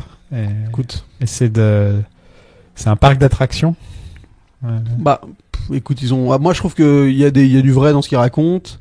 Après, c'est pas, enfin, je veux dire, il y a quand même un constat à faire sur cette décennie de cinéma et les blockbusters, ce que sont devenus les blockbusters, un peu liés à Marvel, qui est intéressant. À cause de leurs potes à l'origine, quand même, il faut pas qu'ils oublient. Oui, non, ça c'est sûr, de toute façon. Mais et après, je trouve que la réponse de James Gunn, par exemple, elle est pas super maligne non plus. Non plus. Non, parce que des deux côtés, là, c'est une dialogue de sourds de toute façon. Oui, c'est ça, parce que lui il dit non, mais en fait le super-héros c'est pas un genre. Il y a des super-héros de tous les genres et tout. Oui, enfin, on parle de Marvel. Je veux dire, Marvel, il y a quand même une patte que t'arriveras pas. Enfin, tu pourras m'expliquer ce que tu veux. Ouais, mais je pense que Scorsese c'est pas la différence entre DC et Marvel, entre nous. Oui, je pense qu'ils les ont même pas vus en fait les films. Ils disent ça. Voilà, ils parlent de Marvel parce qu'ils parlent. Tout le monde a oublié que DC existe de nos jours. C'est pas parce que de temps en temps ils font un Aquaman qui marche bien que non, mais pour le public, tu vois. Ils ont oublié quoi. Là, ils ont enfin peut-être la chance de faire leur comeback avec Joker, avec The Batman. Mais The Suicide Squad et Birds of Prey. Enfin, ils essaient de faire un petit comeback. C'est tant mieux pour eux, mais je veux dire, ils disent Marvel parce qu'au final, Marvel, c'est quand on pense super-héros de nos jours, on pense Marvel, quoi. Oui, non, mais en fait, la réponse de Gunn, c'était de dire le genre de super-héros. Ouais, voilà, pour lui, il disait, en fait, enfin, je veux dire, le film de super-héros, c'est pas un genre en soi. C'est, tu peux avoir un film de super-héros qui fait du western. Il y a pas tort non plus. Il y a pas tort, mais le truc, c'est que les gens, ce qui critiquent Coppola et Scorsese, c'est la formule Marvel, qui est quelque chose d'hyper aseptisé. C'est plus une série télé. Voilà, c'est ça. Et c'est ça qui critique fondamentalement. Ouais. C'est ce côté où tu sais quasiment ce que tu vas voir avant de voir le film, à part les intrigues et les conneries. Mais je veux dire, tu vas pas être vraiment perdu, quoi. Et je pense que c'est ça qui les dérange. Et James Gunn, il a beau dire ce qu'il veut, oui, Marvel, il y a une patte qui se reconnaît de film en film, mine de rien, et qui peut poser problème à certaines personnes, en effet. Ouais, il est vexé parce que on respecte pas son raton laveur qui parle, quoi. C'est ça. Moi, mais. Ouais. Mais pour le coup, c'est celui qui s'en tire le mieux, je trouve, en plus, en termes de Celui singularité. qui a fait progresser Marvel un petit peu vers quelque chose de plus singulier. Et essayer en tout cas de proposer autre chose. Parlons d'un autre truc. Il y a la série Watchmen qui a commencé. Ouais. Donc une série étrange. Ouais, c'est vrai que sur le papier ça faisait peur. C'est un projet qui sort des vieux cartons d'Hollywood. Hein, ouais, ça fait voilà. longtemps que c'est en... Ah ouais. Ouais, ça fait très longtemps que c'est en préparation. On a Damon Lindelof qui va s'en occuper. Donc c'est une suite spirituelle, hein, techniquement. Ça se passe pas pendant les comics. Bah c'est une suite hein, pour le coup. Voilà. Au-delà du spirituel, même concrètement quoi. Ouais, mais je ne pense pas que ça reprenne exactement tous les trucs des comics, tu vois. Ah bah après ça a l'air d'être une suite directe ouais. aux comics, ouais, mais pour de coup, nos jours. Ouais, ça c'est une suite directe, mais là où le comic s'arrête en 86, bah là on est en 2019 quoi. Qu'est-ce que vous en avez pensé du premier épisode de Watchmen? Vas-y, dis-moi Maxime. Bah moi j'étais agréablement surpris parce que je m'attendais à un truc vraiment difficile d'accès et au final j'ai trouvé ça plutôt cool. Enfin les intrigues m'intéressent, le personnage de Regina King me fait bien kiffer. Après, ça reprend un petit peu le même trame principal qu'on avait dans Watchmen avec. Moi, j'ai peut-être pas envie de spoiler, on va peut-être éviter. Pour Spoiler Watchmen? Non, spoiler le comics. Le premier épisode. Ah si, on en parle de l'épisode. Rentrez chez vous, c'est le dernier truc dont on va parler de toute façon. Donc avec le décès à la fin de l'épisode, qui va encore repartir sur une nouvelle enquête pour savoir qui est derrière tout ça. Enfin, moi, je suis plutôt emballé. J'ai envie de voir la suite, mais je suis encore un peu réservé parce il y a quoi? Il y a 9 épisodes, il me semble, dans la saison. Je pense c'est quelque chose comme ça, ouais, 8 ou 9, ouais. Bah, 8 ou 10, ouais. Mais en tout cas, moi, pour le moment, je suis ouvert à ce que me propose Lindelof. Ouais, bah, moi, j'avoue que c'est vraiment l'épisode, il permet absolument pas de te faire un jugement sur ce que sera la série. Compliqué. Après, il semble clairement tacler les problèmes raciaux. Donc, c'est là où, qui était quelque chose qui était pas... Il y a des notes d'intention qui sont fortes, hein, quand même. Voilà. La première scène de la série. Ouais, donc on commence à Tucson, à Tulsa, qui a une tuerie raciale qui a eu lieu vraiment en Dans les 1922, je crois. 21, ouais. Ouais, 21. Ouais, c'était à Black Wall Street. C'était l'endroit économique le plus important pour les familles noires américaines. Et le Ku Klux Klan, entre autres, sont venus et ont tout simplement foutu le feu à tout. Ouais, bah c'est pas, ouais, en fait c'est un peu plus, en fait c'est vraiment une escalade de violence entre les deux races, les deux ethnies, ou même pas les ethnies, bref, entre les deux groupes noirs et blancs, où il y a eu un noir qui s'est fait arrêter, les blancs sont allés le lyncher, les noirs sont venus lyncher les blancs, et les blancs sont revenus en super force pour aller bombarder un quartier. Donc, littéralement, ils ont bombardé le quartier, quoi. Donc c'est cette première séquence qui est vraiment assez poignante. C'est vrai qu'après c'est bizarre qu'est-ce que ça a à faire dans un Watchmen, on va voir, ils vont nous le développer au fur et à mesure, quoi. Ah bah c'est déjà développé dans le premier épisode. Hein. Oui, non mais je veux dire, ça finit avec le gamin, parce que le vieux dans le fauteuil roulant c'est le gamin du début, visiblement, qui a pendu un commissaire de police. Oui, enfin ça c'est ce qu'il dit, quoi, mais je veux dire. Ouais, mais bon, c'est que c'est déjà là, quoi. Oui, non mais je veux dire, tu vois, il y a, pour le moment je vois pas encore le lien entre ça et le Watchmen.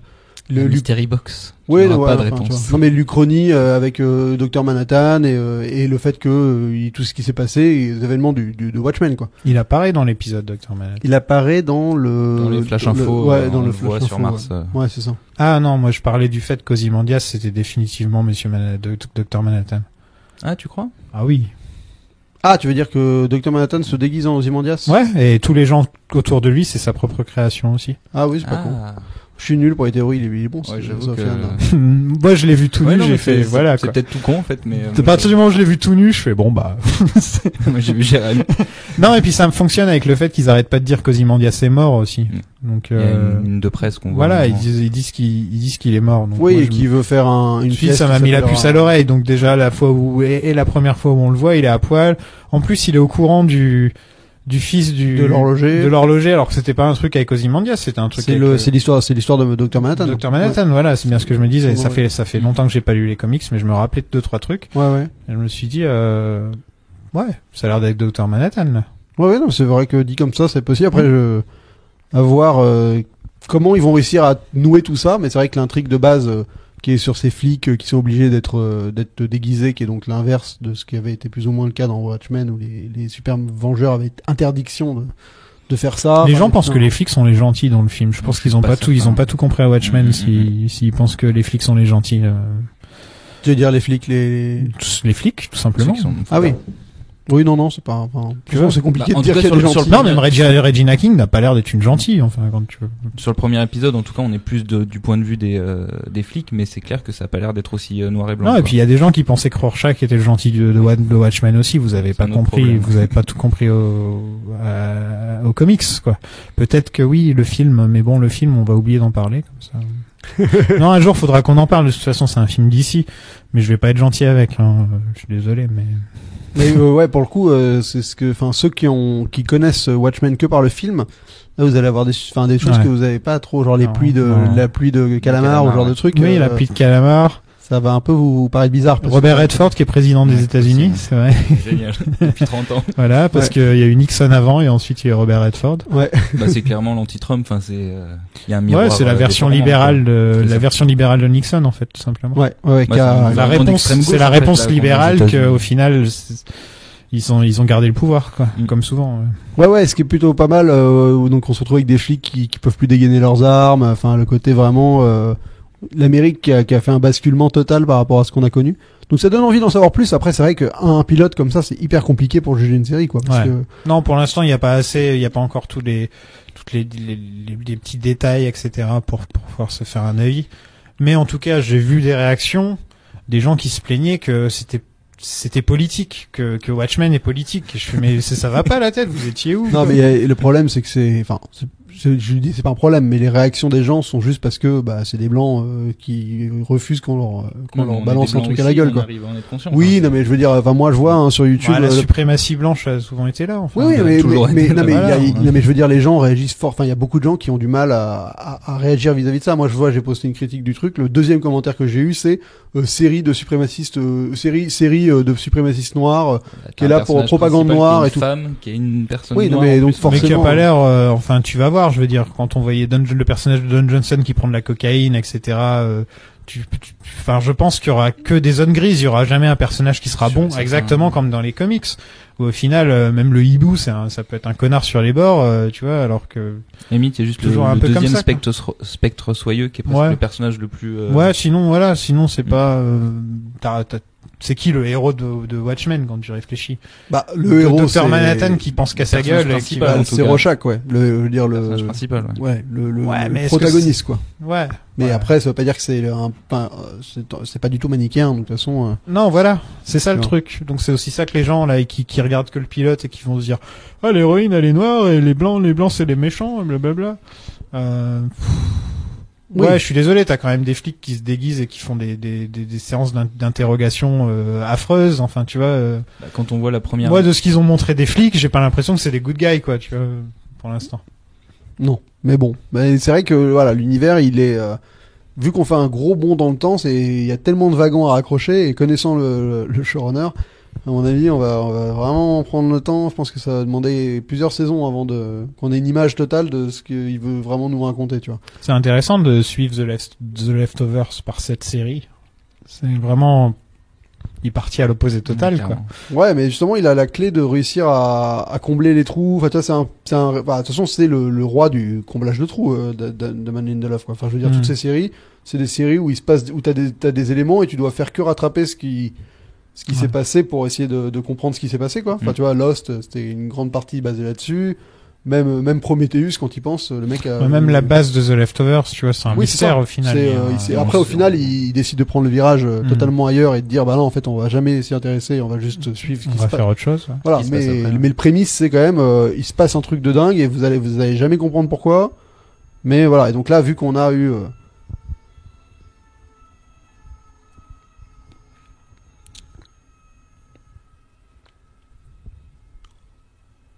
Et là, c'est vrai que le truc de dingue, c'est la fin de Watchmen, le comics, et que on arrive 30 ans plus tard, on doit raccrocher des wagons. Et ce qui est compliqué en plus, c'est que la plupart des gens ont vu le film Watchmen, mais ont pas lu le comics. Du coup, déjà, t'as pas la même fin, enfin, t'as pas la même. Ouais, ça n'a rien à voir. Qui diffèrent, du coup, enfin, ça risque de perdre pas mal de gens, c'est clair. Ouais, non, moi, je me suis replongé dans le comics, ça, pour être sûr, parce que j'ai vu qu'en revoyant l'épisode hier, j'avais trop de... Entre les informations du film, les informations du comics, tu vois, le truc de la montre, par exemple, c'est très facile à rater, hein, tu vois. Ah bah, moi, par exemple, avant de relire, enfin, même avant que sur mes commentaires YouTube, les gens ont tout de suite dit, mais le fils de Roger, c'est évidemment, c'est un lien avec Dr Manhattan, j'ai fait, ah oui, c'est vrai que c'est une origin story, c'est tellement, Dans le comic, ça prend du temps. Enfin, c'est tout un chapitre et tout. Mais c'est vrai que dans le film, ça passe en 2 C'est un des meilleurs chapitres de tous les temps. Tu vois. Mais un de ces chapitres, quoi. Ouais. Mais, un des seuls bons moments du film Watchmen. D'ailleurs, tu vois, je vais dire du bien du film Watchmen. Je trouve que l'instant Dr Manhattan, moi, ça marche à tous les coups. Ouais, c'est vrai qu'il est vraiment, il est hyper bien. Avec la musique de Philip Glass, je crois. Ouais. De toute façon, c'est là où je trouve que, le film, il marche dans ces moments-là, comme le générique, par exemple, tu vois. C'est vraiment le générique est très bien aussi. Moment où, non mais où je vais dire du bien du film. J'ai beaucoup aimé le générique. Ouais. Surtout celui de fin. Non mais voilà. Mais par contre, sur la série, la musique de Reznor. Ah oui, c'est vrai qu'elle est pas mal. Il y a un vrai boulot. Elle est pas mal, ouais. Non, j'ai même pas trop fait attention. Ouais. Mais je crois que je vais me le refaire avant le deuxième, à mon avis. Ouais. Après, c'est vrai que ça fait bizarre d'être se plonger à tout ça en Oklahoma. Enfin, tu vois, le contexte, il est tellement différent. J'aime bien le dépaysement, justement, moi. Ouais, mais c'est vrai que c'est ce rapport d'échelle où tu te dis, mais comment on est passé de New York à ça, en fait. Ouais, enfin, comment tu vas réussir à parler du monde en te concentrant sur les guerres raciales à tout ça en Oklahoma, quoi. Parce que Watchmen, il y a quand même cette Enfin, tu parles du destin de l'humanité au final, je veux dire. Ouais, quand il y a une guerre froide, c'est un contexte quand il y a Ozymandias, c'est surtout Ozymandias qui amène tout ce côté mondial. Oui. Donc c'est à voir ce qu'ils vont faire avec ce personnage-là aussi, quoi. Non. Et après, voilà, il y a plein de références. Enfin, il y a une série télé qui a l'air de raconter l'histoire de Watchmen, justement. Il y a, tu vois, le véhicule qu'ils utilisent. Qui raconte The Minutemen, ouais. Mais même les mecs au-dessus de ce qui était avant, là, ouais. Ouais. Enfin, je veux dire, de Watchmen de la génération du comics, ou un peu. Celui qui s'était coincé, dans le tourniquet avec sa cape. Avec sa cape, ouais. Dollar Bill. Ouais. Et tout ça est raconté dans le générique de Watchmen, justement. Et voilà, moi j'avoue que ça me fait plaisir d'avoir une série à épisode hebdomadaire. Ouais. Qui a pas l'air d'être qui a l'air exigeante. Ouais. Chaque épisode est un épisode. C'est pas comme Netflix, pas comme les séries Netflix où il faut regarder 8 épisodes pour avoir te faire une idée. Exactement. Non, c'est bien. Et je propose un truc. C'est que toutes les semaines on en parle. Bah pourquoi pas. À la fin de chaque épisode, on parle un petit peu de Watchmen vu qu'on est en plein d'ici, donc. Ouais. Ça s'y prête bien. Ouais. Voilà, on peut faire. Je vais essayer aussi. Si c'était Gotham, on l'aurait pas fait, quoi. Mais. Oh ouais. Si vous faire des petits récaps. Si Gotham était traité avec autant de sérieux que Watchmen dans cette série. Ouais. Si un jour ils font une série HBO Batman, ce qui serait mon rêve, quoi. Vraiment là, ce serait. Ouais. Ce serait parfait, quoi. Ouais, voilà, en tout cas, je sais qu'il y aura je vais faire une critique de chaque épisode sur ma chaîne aussi. Je vais essayer de garder le rythme. Ok, bah c'est bien alors. Comme ça. Voilà. Okay. C'est pour ça que je me replonge dans Watchmen pour vraiment capter. Je pense que c'est nécessaire de se refaire Watchmen. Moi, je vais me le refaire. Ouais, parce que là, je vois, mine de rien, pour capter toutes les, tu vois, je crois qu'il y a une version animée des comics. En comics animés, là. Comics animés. Ouais, il y en a une qui est vachement bien. Ouais, je crois que je vais me faire ça. Ouais, qui est pas fait encore, donc, ouais. Qui est longue, hein. J'imagine. Ça dure bien longtemps. Et t'as pas je crois pas que t'as les appendices, par contre. Ah, c'est dommage parce que c'est trop bien, ça. Ah ouais. Genre là, t'as les chapitres ça te met dans le monde, quoi. T'es vraiment dans le monde, ouais. Et ça, je crois que tu l'as pas dans le. Ah, c'est dommage. Bon, vous pouvez toujours nous suivre sur Twitter et Facebook, nous écouter sur SoundCloud, Spotify, Deezer. Les 5 étoiles sur iTunes, ça fait toujours plaisir à la famille. Et comme ça, vous aurez une photo dédicacée de Zoltan. Ouais. La semaine prochaine, on va vous parler d'Howard le Canard. Toujours, ouais. Non, je déconne. On va vous parler de Batman Forever. De Joel Schumacher. On rentre dans le dur, là. Avec Jim Carrey, Val Kilmer, Tommy Lee Jones et Nicole Kidman. Ah, c'est vrai qu'elle est dedans, Nicole. Ouais. Voilà. Ouais. Là, on rentre dans le dur. Là, on rentre dans le dur. Ça va, on va pas se faire Catwoman. En plus, sinon, on aura enchaîné l'avocat du diable sur ces deux films, un petit peu. Surtout sur Robin. Ouais, moi, celui-là, je peux faire l'avocat du diable. Ok. Ouais, voilà, on va faire ça. Voilà. Allez, à la semaine prochaine, tout le monde. Salut. Ciao.